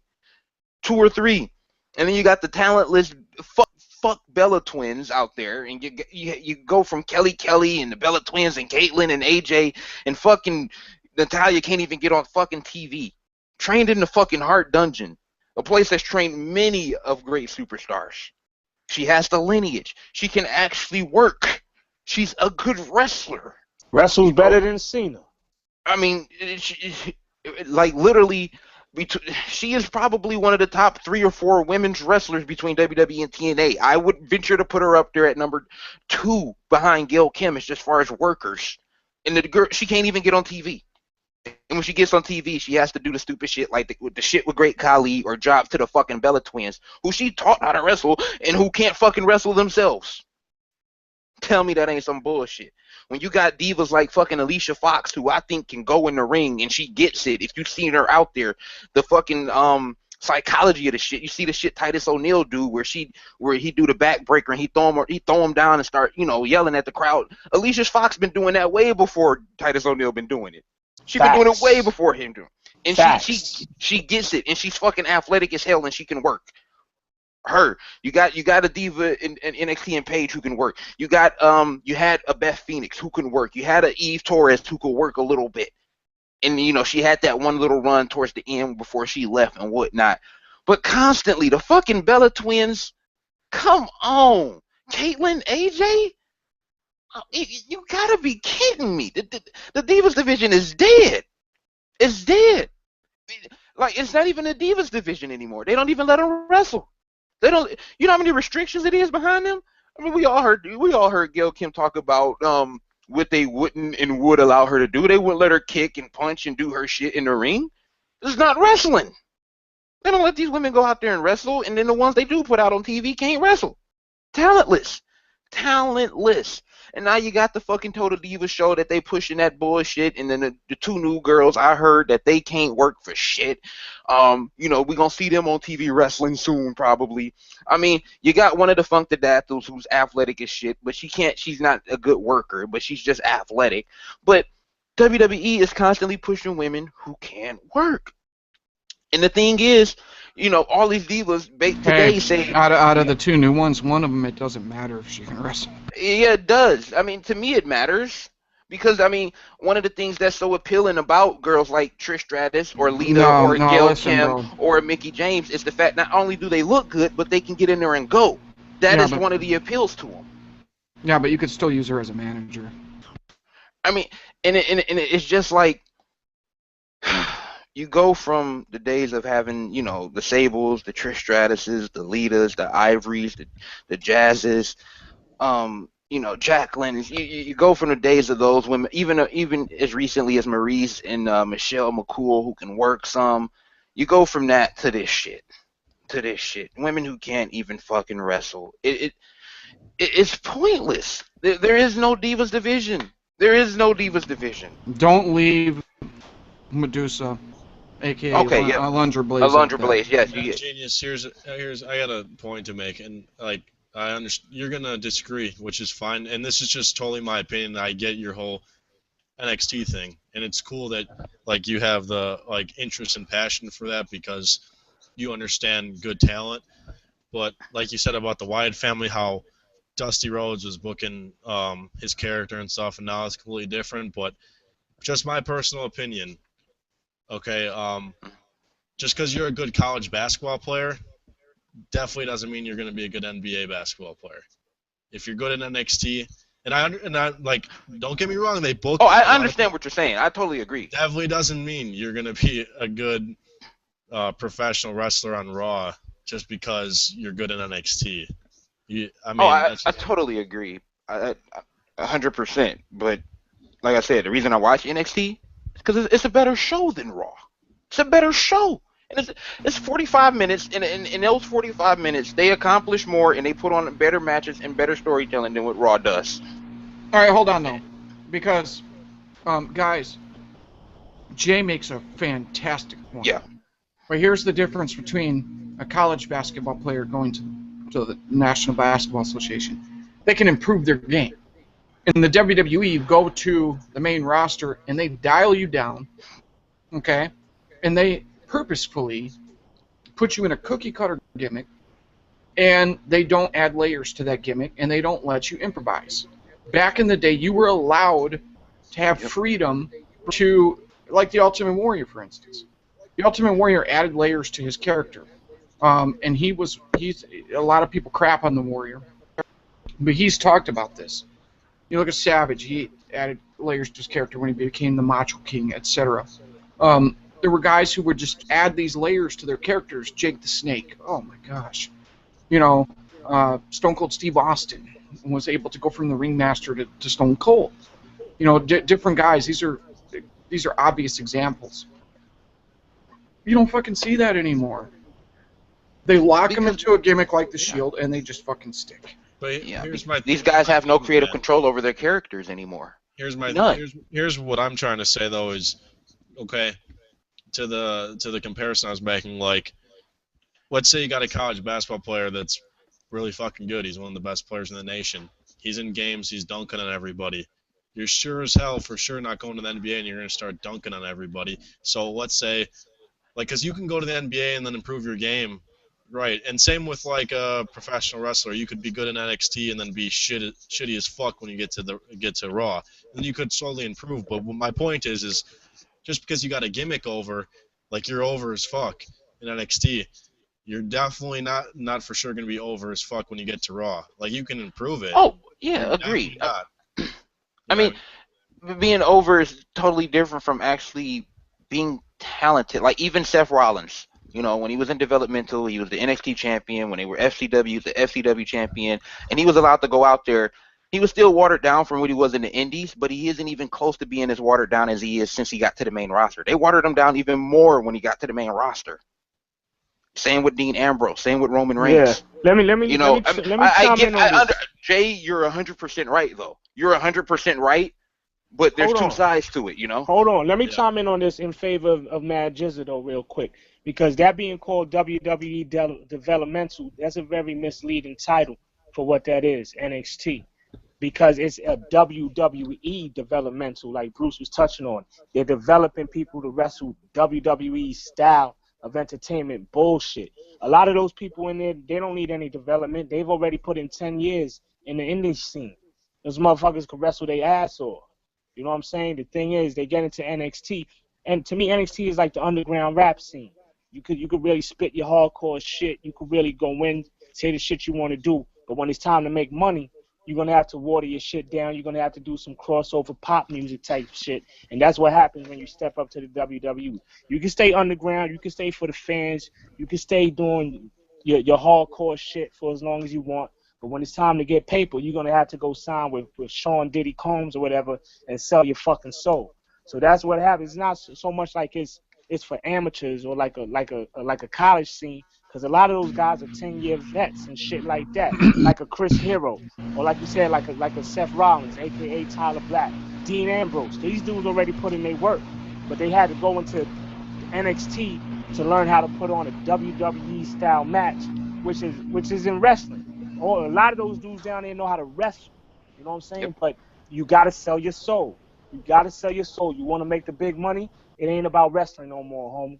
It ain't about wrestling no more. It's about going out there and being a / actor / stunt man with a little bit of wrestling mixed in. So all right, let me give an example, because the example that you were giving, you know who you are describing?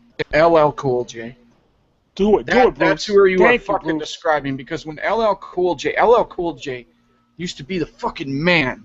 He was the fucking man when he wore the red hat. And I mean, the big battle chain. Rap specialist. Oh my gosh, some of the best freestyles you've ever heard in your life. And then he literally admitted that he sold out and decided to make songs for women and lost all of us. Like, we would ride for LA. We would ride for LL and tell everybody this is one of the best fucking lyricists ever. And then he sold out and started doing it. Wow, right? We're like, what? The fuck is LL on? Yep. Mr. Smith or whatever it was. I can't remember the name. Pink cookies in a plastic bag. Yeah. And all of a sudden he's touching himself and putting oil on himself in videos and shit. Licking his lips. Yeah, and you're like, what the fuck happened to LL Cool J? And he said, well, I sold more albums doing that. Oh, fuck you, man. Mama said knock you out. You know? I mean, that's vintage LL. But he lost his hardcore following to fucking sell out for 1 or 2 albums, really one. And that's what the WWE does. That's what the WWE has done. Everyone talks about how good it used to be because they catered to a fan base that was going to be down for them and ride for them and watch them every fucking Monday. And a lot of us are still around. Some of us watch by other means so they don't get our rating, and that some people don't understand that part of the boycott. But, excuse me, similar. To me, the WWE is LL fucking Cool J. They used to be the shit, and they sold out for the women and the children. I don't think LL really sold out for the children. He just sold out for the women. And his fucking career died. And he got destroyed by cannabis. I mean, very, sad memory there. But, I don't know, man. There's parallels.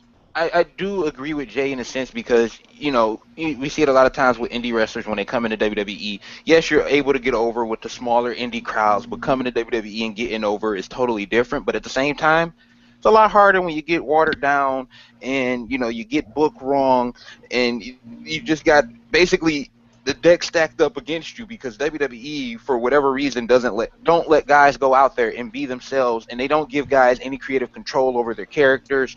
And you know, you take guys' moves away, and you know, like how many people would know that Tyson Kidd and fucking Curtis Axel probably had 2 or 3 of the best matches WWE has had all year on NXT earlier this year around like February or March. Well, first of all, I'm not watching a show that looks like they're filming it in a garage. Okay? But see, I understand that. I understand that. But what I'm saying, what my point is that when you on NXT, these guys are giving more of a chance to showcase what they can do in the ring than when they come up to the main roster. That is my point. I barely have enough patience to watch Raw on a pay-per-view. And just gathering things you told me, Mad Genius, how excited you were about this guy and that guy, and I'm like, okay, we'll see what happens when they put him on the fucking roster. Folks, I'm gonna tell you something right now. Mad Genius was fucking marking out over Antonio Cesaro coming on the roster. I said, I don't know, dude. Next thing you know, they got the motherfucker yodeling his way to the ring. I was not happy. And now all of a sudden he's with a racist guy, or at least a guy who plays on stereotypes. Yeah. And do I have to remind us that it's a shitty ass version of La Resistance? Yeah. Yeah.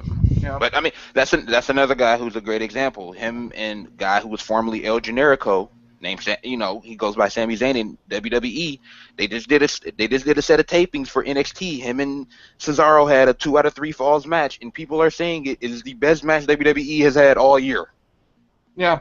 Oh, and a guy. Okay, Yeah. and you know what? To give a rock and roll example, a guy brings up Metallica going to Load and Reload. They decided they wanted to try to appeal to a wider fan base, and all of the fan base of Metallica from Master of Puppets and the Black Album, a couple people started to accuse them of selling out, a few people, but then when they did Load and Reload, people were like, what the fuck happened to you? 2x4 ain't my bitch. What is this fucking shit? You know what, though? Like, Mad Genius, that match you just said, one of the greatest matches that they probably put on.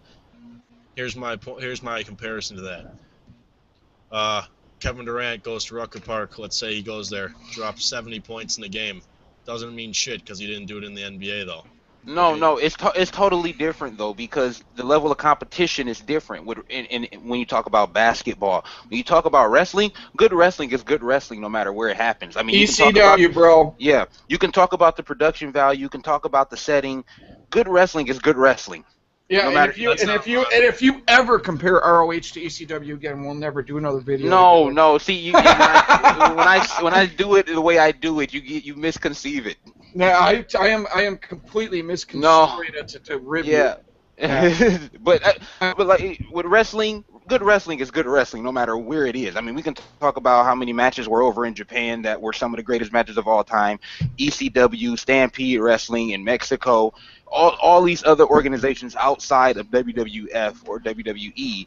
Dude, fucking Dynamite Kid and Bret Hart. Dynamite Kid and Tiger Mask. I mean, you so many matches. I mean, it with wrestling is good wrestling no matter where it is. I mean, production value is one thing, but yeah, that's not really what I'm trying. I'm not trying to say that they're not good performers. He's just saying they're not gonna. That doesn't mean they're gonna get over.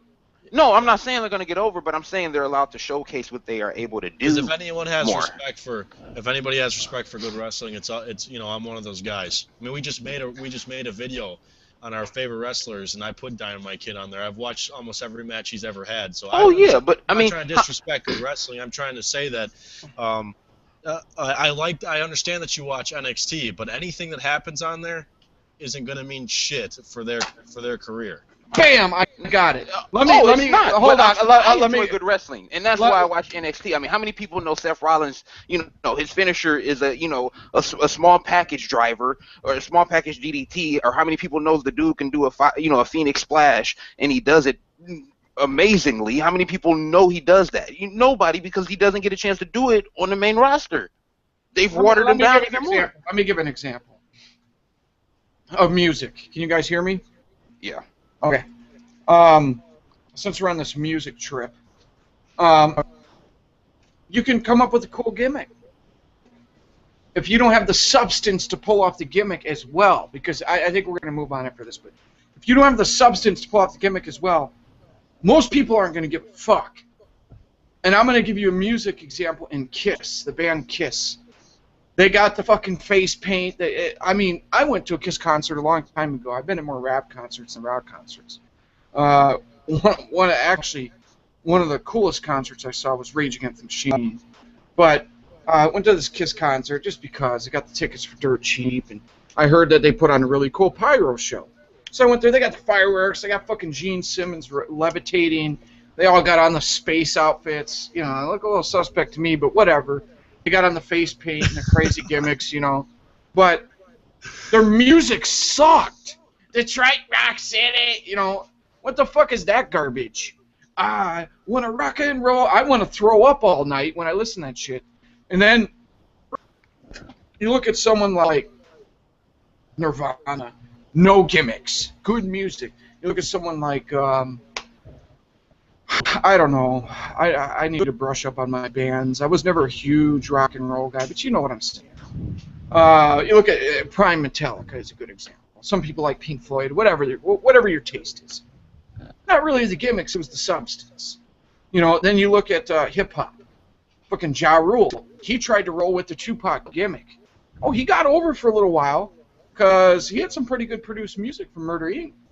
J-Lo and shit in videos. I mean, he got over, and then fucking someone with a little more substance than him and 50 Cent came along and buried his ass.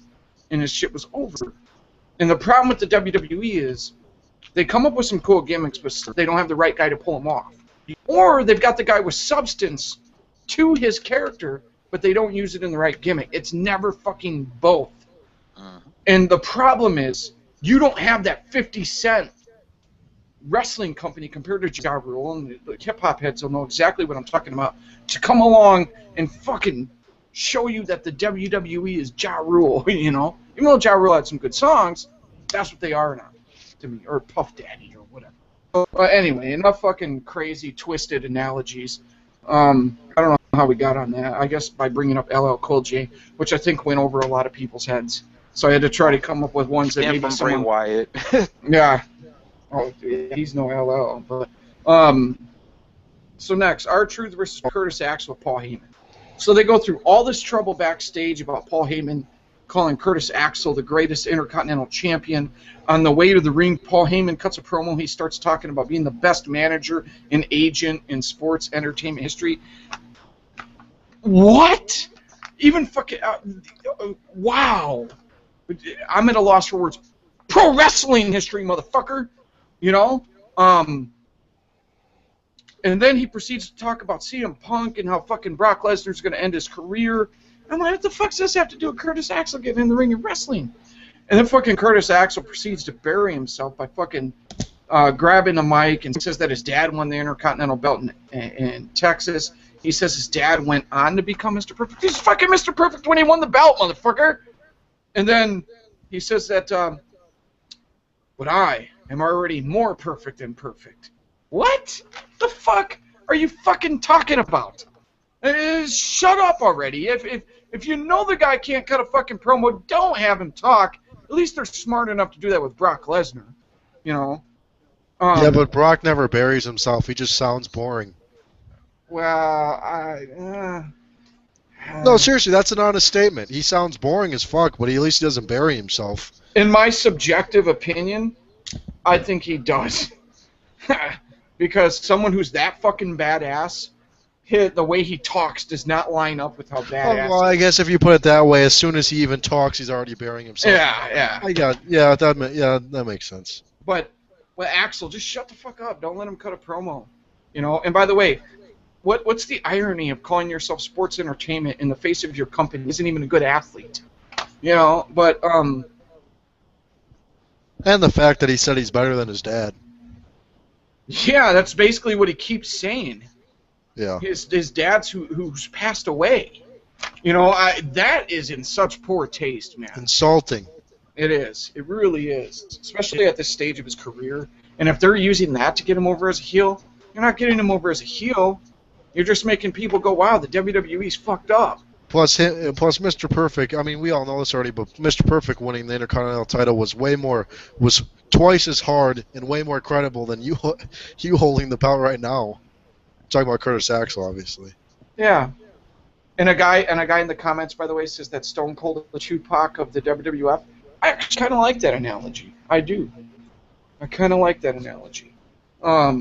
That's a nice. And the Rock was Biggie with his Versace shit. Yeah, there you go. Even though, as Tupac Who the hell's said, Hogan? Who's Hogan?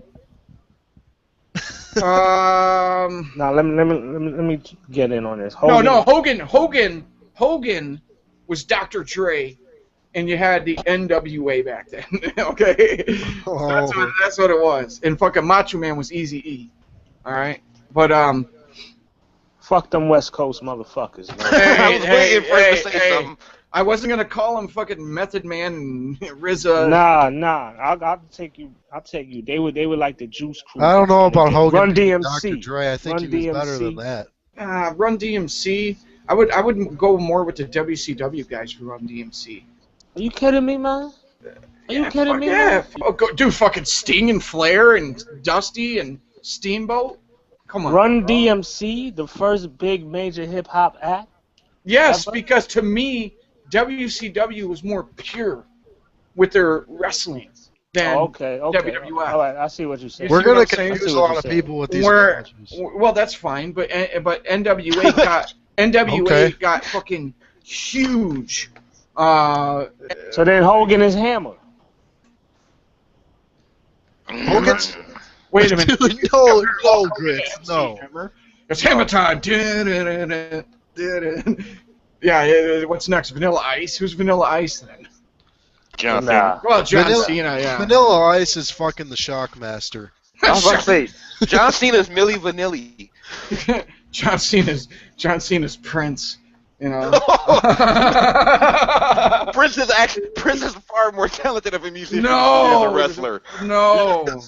I'm sorry. No, but you could keep it in the East Coast since WWF was in New York. You could call Hogan LL because he was underground and he just said he was a pioneer. Let's go. Yeah. So you can call him LL Cool J. Hogan, folks, wrestling wouldn't be as big as it is if it wasn't for Hulk Hogan's popularity. I don't think some of the younger wrestling fans will ever have any idea what Hulkamania was really like.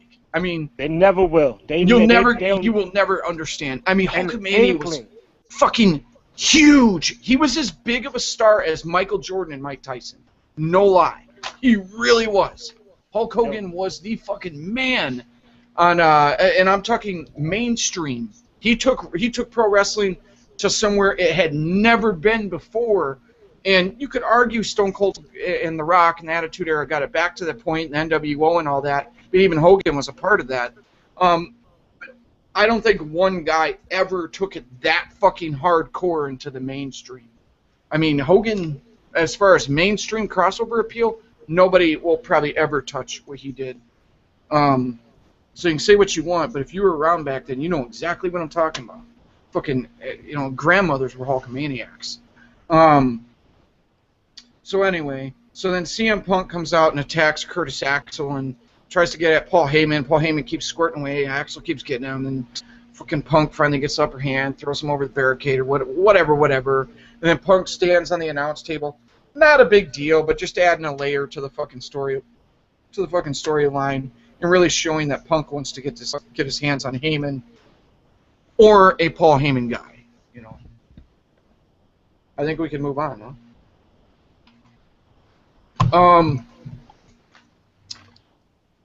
Triple H confronts Vince McMahon. Vince McMahon, tries to tell Triple H that he's using reverse psychology. He says he wants someone to beat Cena again. Why?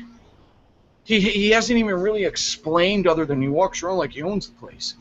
I mean, it just goes to show you that they got this great idea that we're going to use Vince to go at Daniel Bryan and make Daniel Bryan seem inept and seem like he's not up to snuff. And then somewhere in there they decided, yeah, let's have him say he doesn't want Cena as champ too, and we'll use Vince to elevate both of them. And then we'll use Daniel Bryan's popularity and try to rub it off onto Cena. Fucking so transparent with what they're doing. I'm with Mad Genius on these segments now. With Stephanie, no tits, no good. Thank you. well, yeah. I mean, Vince said that he wants, instead of Cena, he wants someone like Triple H, but 23 years younger. And the crowd's like, ooh, what? What's the big deal in saying that? Didn't that sound like a laugh track almost, man? Yeah, it did. Dude, the fucking pumped-in crowd noises during this show were absurd. I mean, when you have, I think I said this earlier in the review, when you have the crowd oohing and eyeing to a Snapmare and a Divas match, you could make it a little more believable, maybe. It's a pre-tape show. First pre-tape Raw in a while. Of course, they were gonna go nuts with the with the piped-in sounds. Oh, and did they ever during the main event? But anyway, Stephanie says that the people chose Daniel Bryan as much as John Cena did. Stephanie said they just need to help Daniel Bryan's image, and she said, maybe Daniel Bryan needs a corporate makeover. And then Vince McMahon said, good luck with that. This is fucking stupid, guys. I mean, it's not doing anything for me as a viewer. Vince McMahon lost that. The last time I felt that Vince McMahon walked out there and had the it factor as far as being in the storyline was with Brett. Going into that WrestleMania match where Brett got a little carried away with the steel chair, which I still love watching that, by the way.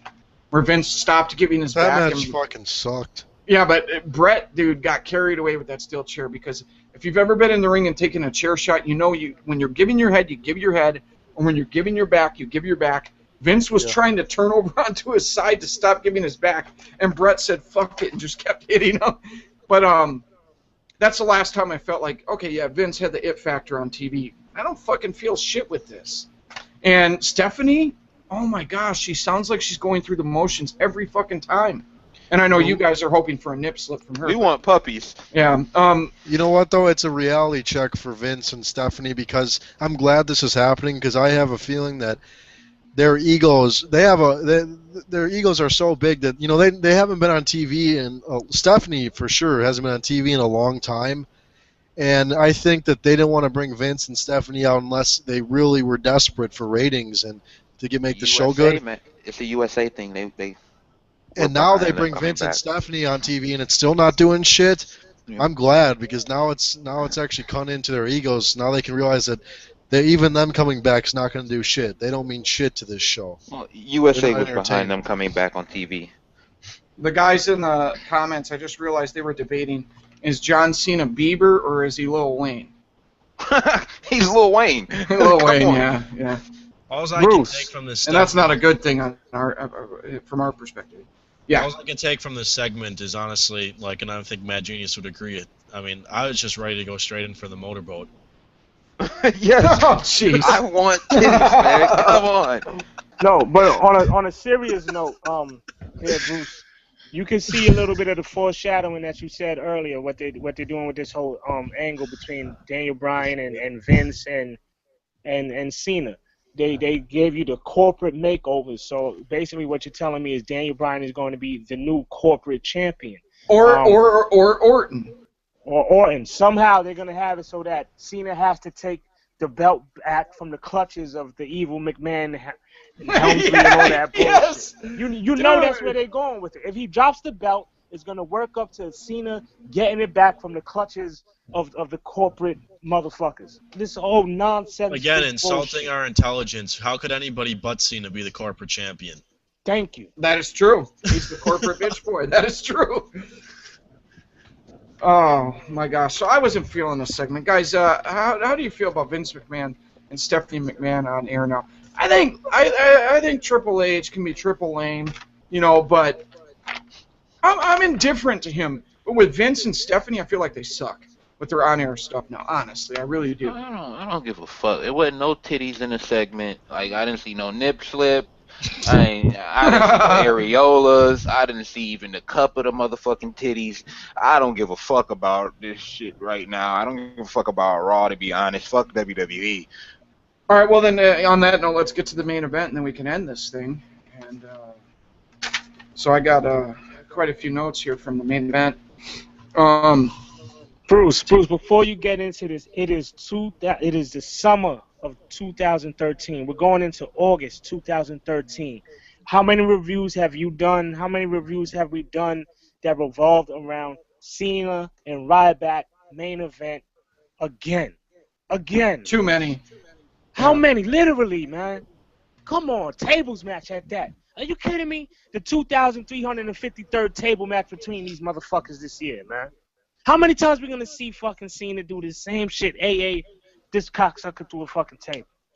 How many times have we had to talk about this shit, man? Wow, people, wake the fuck up! I don't care if it's 3 in the morning. Man? The fuck is wrong with you? I'm not talking to our viewers, but just the WWE sheep. You motherfuckers! You gotta be kidding me! Did you watch 3 hours of bullshit to get to this? You've already seen it 9,721 times this year. Go ahead, Bruce. I'm sorry. Go ahead.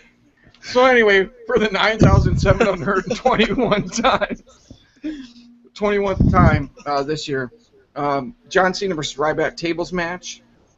And by the way, obviously recorded show.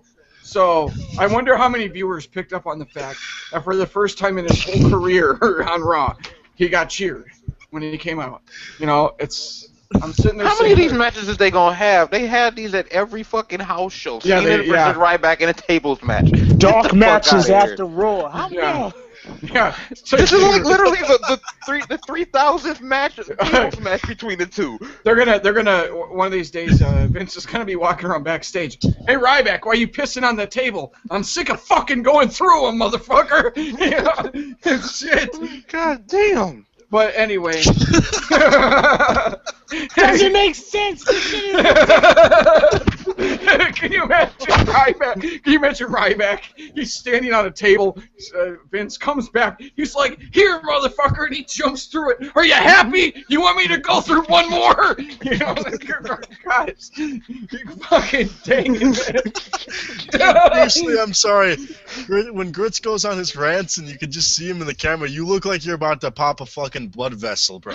Because it looks like there's a vein about to pop out of your fucking forehead. This shit insults my intelligence. We see Ryback put every motherfucker in the company through a table except Cena's punk ass, man. He put Kofi Kingston. Kofi Kingston ain't come back yet.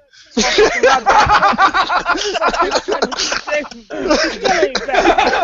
He's putting fucking Linda McMahon through a table. He's putting the motherfucking caterers through tables. He's putting Diva through a table. You know, Ricardo Rod, everybody through a table except fucking Cena, man. That shit gotta piss him off. It gotta piss him off by now, man. Dude, we've seen the Undertaker go through a table this year with the Shield.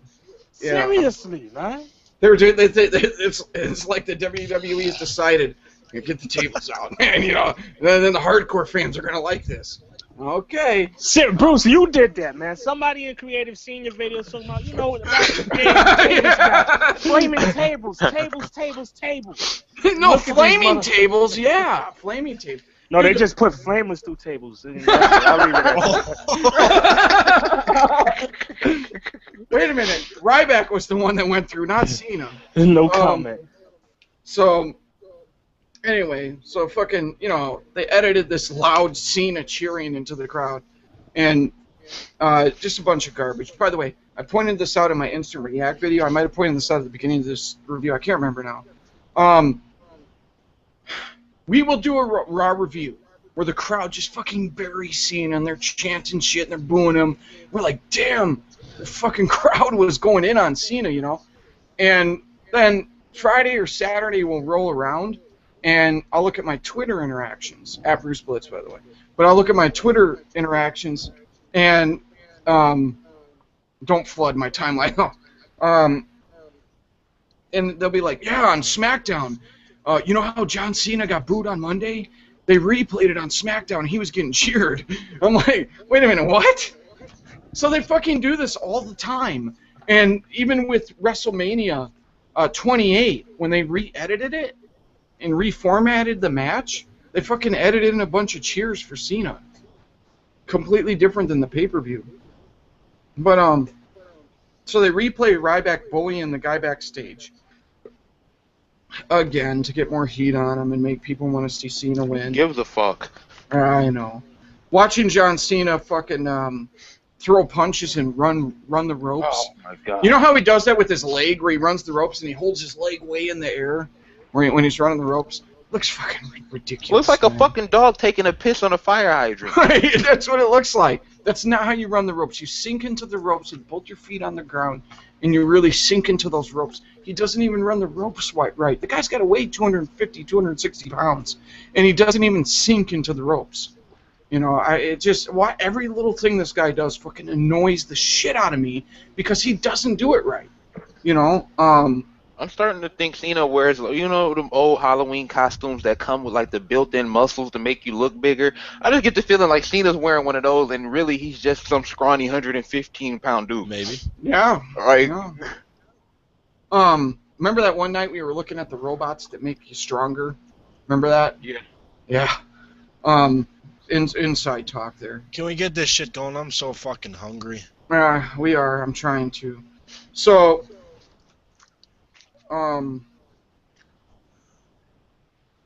where was I here? If you got a problem with grits, go ahead and hit him up on Twitter @Backwoods718. Oh, jeez. All right. So during the match, during this fucking lame match, the crowd actually starts chanting, "Let's go, Cena!" And then you heard the Cena sucks. Holy fucking shit! Did you guys catch that? Yeah. They completely. Yeah. You could tell that they've got mics. They've got the crowd mic'd up where they can turn up and turn down the audio from the crowd. And you could tell they turned up the audio. They tweaked up the audio with the "Let's Go Cena" chants. And they tweaked down the audio with the Cena sucks chants. You are that fucking ridiculously, you got to go to these lengths to try to make him look like he's over? I know exactly what you're talking about. The moment it happened, it was the two of them on the outside of the ring. Yes! So it's the side of the arena that we see on TV. They were outside. Yes! It was close up on them. And the crowd was right behind the barrier. And you heard, "Let's go Cena," nice and clear. And it sounded like two motherfuckers said, "Cena sucks." No, you could tell it was a lot, and I could see people yelling.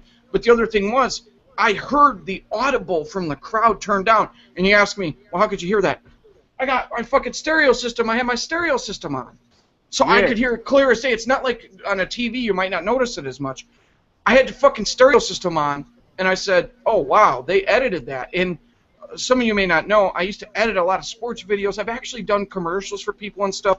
I know a lot about graphic design, and I've done a lot of work with Adobe After Effects, Sony Vegas, all this different type of stuff. And clearly, fucking 110% they edited that audio. That's sad. Well, you know what though? I remember I did catch this match. Ryback's gimmick is supposed to be this monster heel badass guy now. Why is he fucking crawling under the ring to run away from John Cena? Yeah, I know. That took away from the whole match. After I seen that, that pussy ass WWE shit. Ryback, well, I think the fucking ring. That's like when they taped Batista to the fucking pole. Oh, don't bring that up, dude. That's what that's like, though. This guy's this huge fucking monster, and you're crawling under the ring and shit to run away from, of all people, John Cena. Yeah. Oh my. Well, I think it was definitely an oversight, but I think what they were trying to do is try to involve as many tables as they could in this match, breaking tables with stair steps. Because he hasn't went through enough. Yeah, there was 27 tables around the fucking ring. I know. I couldn't believe it. I know. To break one table, man. Oh god. And not one really impressive table stunt, by the way, in the whole thing. Not one. They threw stairs at each other. They threw stairs at stairs. Are you kidding me, man? And then he puts on that fucking STF where there's about. Okay, let me get an angle here. Oh my god. There's about this much room between Cena's forearm and Ryback's face, and he's like doing the sting face, and it looks fucking absurd. Absurd. A few other things that annoyed me. John Cena can't even take the stairs right.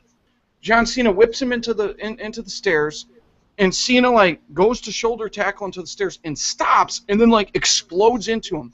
Looks unnatural as fuck. Did you see his flop though when he sold it? After he tried to sell it, it looked horrible, bro. That's the It only was horrible. thing he knows how to do. That's the only thing he knows how to do. John's- is tackle. John Cena's face during the STF, he looks like a fucking porn star sucking cock, waiting on the fucking money shot. What? Seriously. Whoa. Seriously. Wow. I don't want to think about that. But and then when he took the spear, instead of just, you know how guys take the, if someone knows how to take the spear properly, when the guy hits you with the spear, you instantly fucking, it's called a utility bump or a flat back bump, where you instantly bump as fast as you can onto your back to make it look like the spear just fucking creamed you. What does John Cena do? Ryback's coming in and he jumps up and then kind of falls down on his ass. Wow. Can't even take a spear right. And then Ryback hits him with the fucking stairs. And what does Cena do? Instead of taking a flat back bump, he fucking turns around and falls on his ass. Oh, man, dude. This whole fucking match was just full of what I call Cena-isms, where he takes away from the credibility of the match with the way he fucking moves around. Dude, I told you, this match lost all of its credibility when big badass Ryback supposedly crawls under and goes over to fucking Hornswoggle's house. Oh, I agree. And then comes back out the other side. Oh, yeah, and then how about when they threw the stairs at each other at the same time? That was the corniest shit I ever seen, man. Really? Come on, man. Yo, and how the fuck how does Ryback go to put him over the table? He got him up, gorilla press, and he just throws him over the table. I've never seen that shit in my life. Like was Cena supposed to sell it as him like pushing off of Ryback to get leverage to clear the table? Because that looked horrible. What was that? I've never seen that shit in a tables match, B. I can't make a fist, but remember $1 Million Man where he'd fucking come down and drop the punch? You know, I can't make a good fist because my hand's all fucked up. But otherwise I could even scoot the camera down and demonstrate. But $1 Million Man, he looked like he's driving that fist into him. John Cena comes up the fucking ropes, and he comes up the ropes and like brings his arm way up like, what the fuck is that? To this day, I cannot fucking stand the five-knuckle shuffle. Everything that John Cena does makes wrestling look like a joke. A joke. Anyone who tunes in to see that will never take a fucking wrestling match seriously with him as the champion. What? Like, what? This guy doesn't even look like he could fight. You know? What else? Okay, so of course he went over with the AA. Put Ryback through a table, which, by the way, out of the 5 million tables they had, the one they decided to use for the final spot, the fucking leg broke. How? I don't know. Kind of weird. They looked kind of weird. It's almost like they were breakaway tables. Yeah, they did look like breakaway tables. And then after the fucking match, Cena gets the win. Daniel Bryan runs out. Yes, chance. He grabs the championship belt. He gets in the ring. He acts like he's going to give it to Cena, and he pulls it away from Cena. And he says, "This is going to be mine." And then the crowd starts chanting, "Yes, yes, yes." And then Cena rips the belt away from Daniel Bryan. And then John Cena says, "You got a long way to go." Wait a minute. And then the announcers interpreted what he said as something. What did he say? What did the announcers? The announcers did not repeat what he said. They said something completely different. Oh no! Michael Cole said, "Yeah, John Cena's right. He has to earn it." Wait a minute. Why is Cena telling him you got a long way to go? I don't know. That was just very odd, and sometimes maybe I read into some of that shit too much. And then Daniel Bryan starts yelling yes in Cena's face, and this fucking garbage show ended. Fuck the WWE, fuck Cena. I mean, it was fucking terrible. The match was fucking terrible. I literally embarrassed for the pro wrestling world when this is like supposed to be a big-time hardcore match main event, and it looked pathetic. I mean, I'm literally the only reason why I talk about WWE at this point is because we review it over here and we talk about it because you guys like hearing us talk about it. And the subscribers to my channel, some of you who are subscribed to this channel as well, like hearing me talk about it over on my channel. That is the only reason why I still watch this piece of shit. Only reason. I went on a long-ass Twitter rant the other day. There is a lot of other shit I could be doing on a Monday night than watching fucking Raw. especially when it's something that is this shitty of a product. There's a lot of other shit I could be doing. We come on here and we talk about it because you guys like to hear us talk about it. But at a certain point, for me personally, I mean, in all honesty, I mean, you guys can say whatever you want about me watching the Indies and watching NXT. I watch that shit because there's actually good wrestling showcase. Some people care about the production value. Me personally, I don't. I just give a fuck about the wrestling itself, and that is why I watch the Indies that I watch and why I watch NXT. And I would watch that shit hands down any day over motherfucking Raw. Hands down. When WWE's developmental show is their best show, and it's only 45 minutes. And once again, it is their developmental show. When it is the best show that they produce on a weekly basis, that tells you how far WWE has come. As far as the stars that they have, the stars that they push, fucking John Cena still being in the spotlight, that tells you what the fuck is going on. That tells you when guys are being constantly watered down. A lot of us who watch indie wrestling, we see it for a fact because we've seen what these guys do on the fucking indie scene. And we see what they come into WWE and what they become because they get watered down. Even Daniel Bryan. You think Daniel Bryan's good now? Watch some of his shit in ROH. The dude was a fucking wizard in the ring compared to what he is now. You think our ROH, you know, they troll fucking WWE on purpose.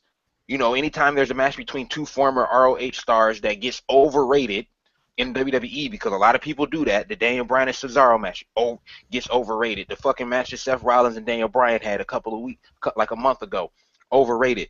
ROH trolls the fuck out of WWE, and they post the match between the same two guys that they had in ROH on the day after to troll the fuck out of WWE fans because the matches that were in ROH were better.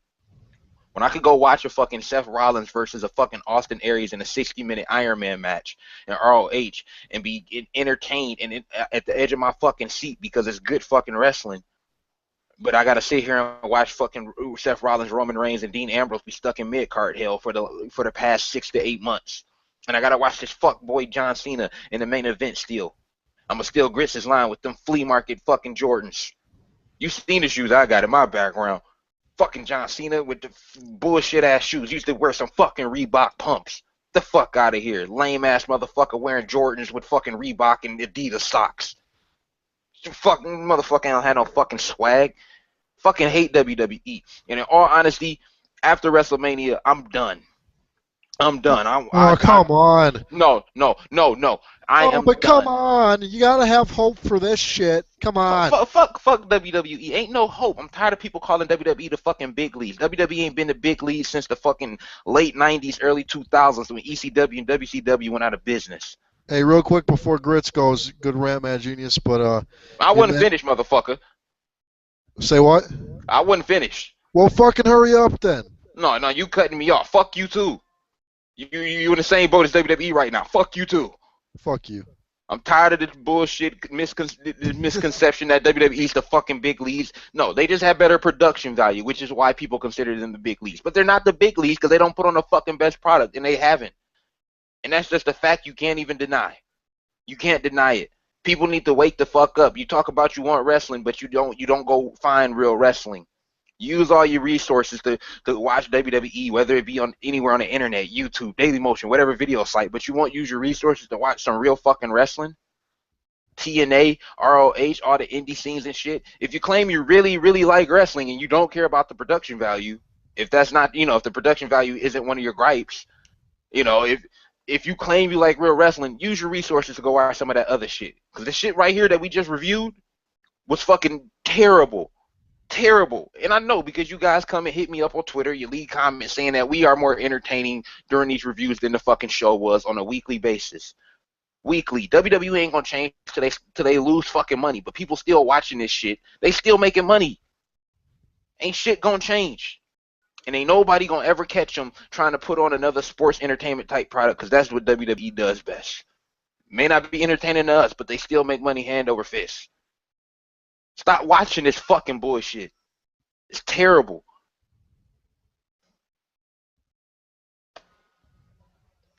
Have at it, Jay. Okay, yeah, this fucking... mean, fucking Mad Genius has been saying what I've been fucking saying. So, I mean, I can't even give my point on why I'm gonna stop watching this because Mad Genius just said that he's gonna after WrestleMania he's done. Well, I mean, I stick to my word. I said last year after WrestleMania I was done, and I've been done. I don't watch this shit. I haven't watched this shit. I just have, I'm in all honesty not trying to say anything, not trying to, be cocky or anything, because I know some people in the comments might think that. But I come on here every week and I don't watch Raw. It's just that I've been a wrestling fan for so long that I have the knowledge to come on here and do these reviews with you guys. But I don't watch it because it's a waste of my fucking time. I was done after WrestleMania last year. John Cena, The Rock put over John Cena. That was enough for me. Though all I do now is go back and watch the past, the stuff from the past. That's the only thing I do. Like Mad Genius watches NXT, and I know we were kind of giving him shit for it and stuff. But I mean, I can respect him watching. I mean, if that's what entertains him, that's what entertains him. The way I get entertained, I just go back and watch the past, shit from the past. That's just what I do, man.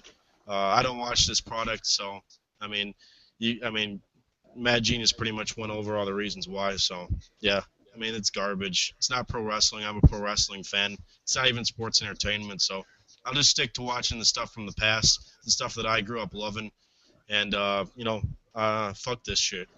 Raw's fucking garbage. Yeah, man. Monday night, boy. Monday night snore. And I'm gonna keep it funky with y'all, man. I don't even peep this shit no more, man. Bruce is so diligent in his viewing of the product and his reviewing of it that I could almost freestyle off of what he lays down, because I really refuse to watch this shit, man. I refuse to watch this shit. And let me give y'all a little bit of disclaimer right now. The views and expressions made by Grits do not reflect those of anyone else on the panel and do not reflect Bruce Blitz or his channel at all. All right? Because we sit up here and we say, yeah, it's cool. Y'all can like what y'all like. You know what I'm saying? If you love the WWE, these reviews damn sure ain't for you and all that. And it's your live and let live. Is your choice to like who you like and all that. But if you like John Cena, fuck you. Fuck you, man. I'm tired of y'all motherfuckers. Y'all enabled so much of this bullshit to happen. Y'all enabled so many motherfuckers to have this apologist attitude towards this product. Like Mad Jizzes just said, man. This shit is bullshit. Stop watching this motherfucking garbage, y'all. This shit is garbage. How the fuck, how can you be anywhere near like 17, 24, you know what I'm saying, and you sitting in your living room and a young lady come by one evening and she see John Cena cutting a promo with his corny whack ass, or you see John Cena about to hit his 5-knuckle shuffle on somebody. How the fuck would you feel if the baddest bitch in your school or the baddest chick on your block was walking in your living room seeing you watching that bullshit? This motherfucker up there with some Old Navy khaki shorts, some nasty swap shop sneakers and shit. You know what I'm saying? Doing that corny bullshit. That little, are you fucking kidding me, man? I'm tired of, not the viewers, but these motherfuckers out here who love this motherfucker, who love this cocksucking bastard. I'm tired of it. It's gotten to the point where I want to put hands on y'all. Y'all all over Twitter and shit, talking all this shit, defending this motherfucker, saying it's been 8 fucking years almost of this same old bullshit, y'all. And then I got motherfuckers talking about he's the modern day Hogan. Y'all the motherfuckers I really want to put hands on, man. Yeah, I said it loud and clear. Y'all the motherfuckers I want to put hands on. Like, just back smack the shit out of you. This motherfucker is the furthest thing from Hogan. He's the antithesis of Hogan, man. Like Bruce said earlier, y'all wouldn't be watching fucking WWE if it wasn't for what Hogan did, man. Stop all that bullshit with Vince created Hogan. If Vince created Hogan, how come he can't create another one? Answer me that fucking question for all y'all who say Cena's the modern day Hogan, who says Vince created Hogan. If Vince created Hogan, how come Vince can't create another one? Nobody is being drawn to this product. This motherfucker Cena and Vince, they cater to the fans that they have. Nobody else. Nobody else. To the sheep, to the flock that they are in control of. They cater to them. Cena is there for them. Cena is not bringing new eyes to this product. Nobody outside of the fucking WWE fan base gives a fuck what's going on inside of the WWE. I'm telling y'all, man, are you a fucking wrestling fan or you a WWE fan. Because if you're a WWE fan, don't give me this bullshit that, oh, I watch it for CM Punk, oh, I watch it for Daniel Bryan and all this. It doesn't matter who the fuck you watching it for. If you're a WWE fan, you're a fucking John Cena fan. Plain and simple. The motherfucker is the face. He's the figurehead of the company. Plain and simple. So if you're a WWE fan, at the end of the day, you're a fucking John Cena fan. Plain and simple. It does not matter. Don't y'all see this shit? No matter what kind of money you put in, whether you're buying a Daniel Bryan shirt, you're buying a CM Punk shirt, you're buying a Shield shirt. It doesn't matter whose fucking shirt you're buying. It doesn't matter who you buying that ticket to go see. None of that shit matters anymore. And I hate coming down on my viewers, on our viewers. I hate coming down on my peoples on Twitter. I hate coming down on that shit, man. I hate coming down on y'all. But it's time for motherfuckers to tell it like it is. It does not matter who you spend your money to see. It does not matter who you spend your money to support. All you're doing is enabling this bullshit to continue. You're a fucking John Cena fan. It doesn't matter who's your favorite wrestler in the WWE. It doesn't matter who you tune in to watch. You know what I'm saying? You're a fucking John Cena fan. That's all you are. If you're a WWE fan, he's the face of the company. That's what people are going to associate you with outside of that fucking wrestling world. Oh, if you say, oh, I watch the WWE, they can be like, oh, that John Cena guy? You're like, no, I watch it for such and such. Nobody knows who the fuck you're talking about. Nobody knows who the fuck you're talking about. Anybody, if they got any inclination of WWE, and it's to the point where Cena's become the fucking face of wrestling, how ironic is that? Yeah, troll him, Bruce, because it's real shit. If you say, oh, I watch wrestling, people are going to be like, oh, it's John Cena? Yeah. So at the end of the day, if you're a WWE fan, you're a John Cena fan. And I hate bringing that shit to light. You know what I'm saying? In the fashion that I got to do it. But I got to fucking do it like that. Because shit ain't going to change. You know what I'm saying? So I'm just pissed off at everything about this shit now. Everything about this shit. Because y'all got to stop caring about this shit.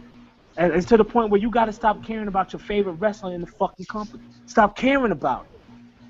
Stop. This bullshit has got to die, y'all. It's not fucking wrestling.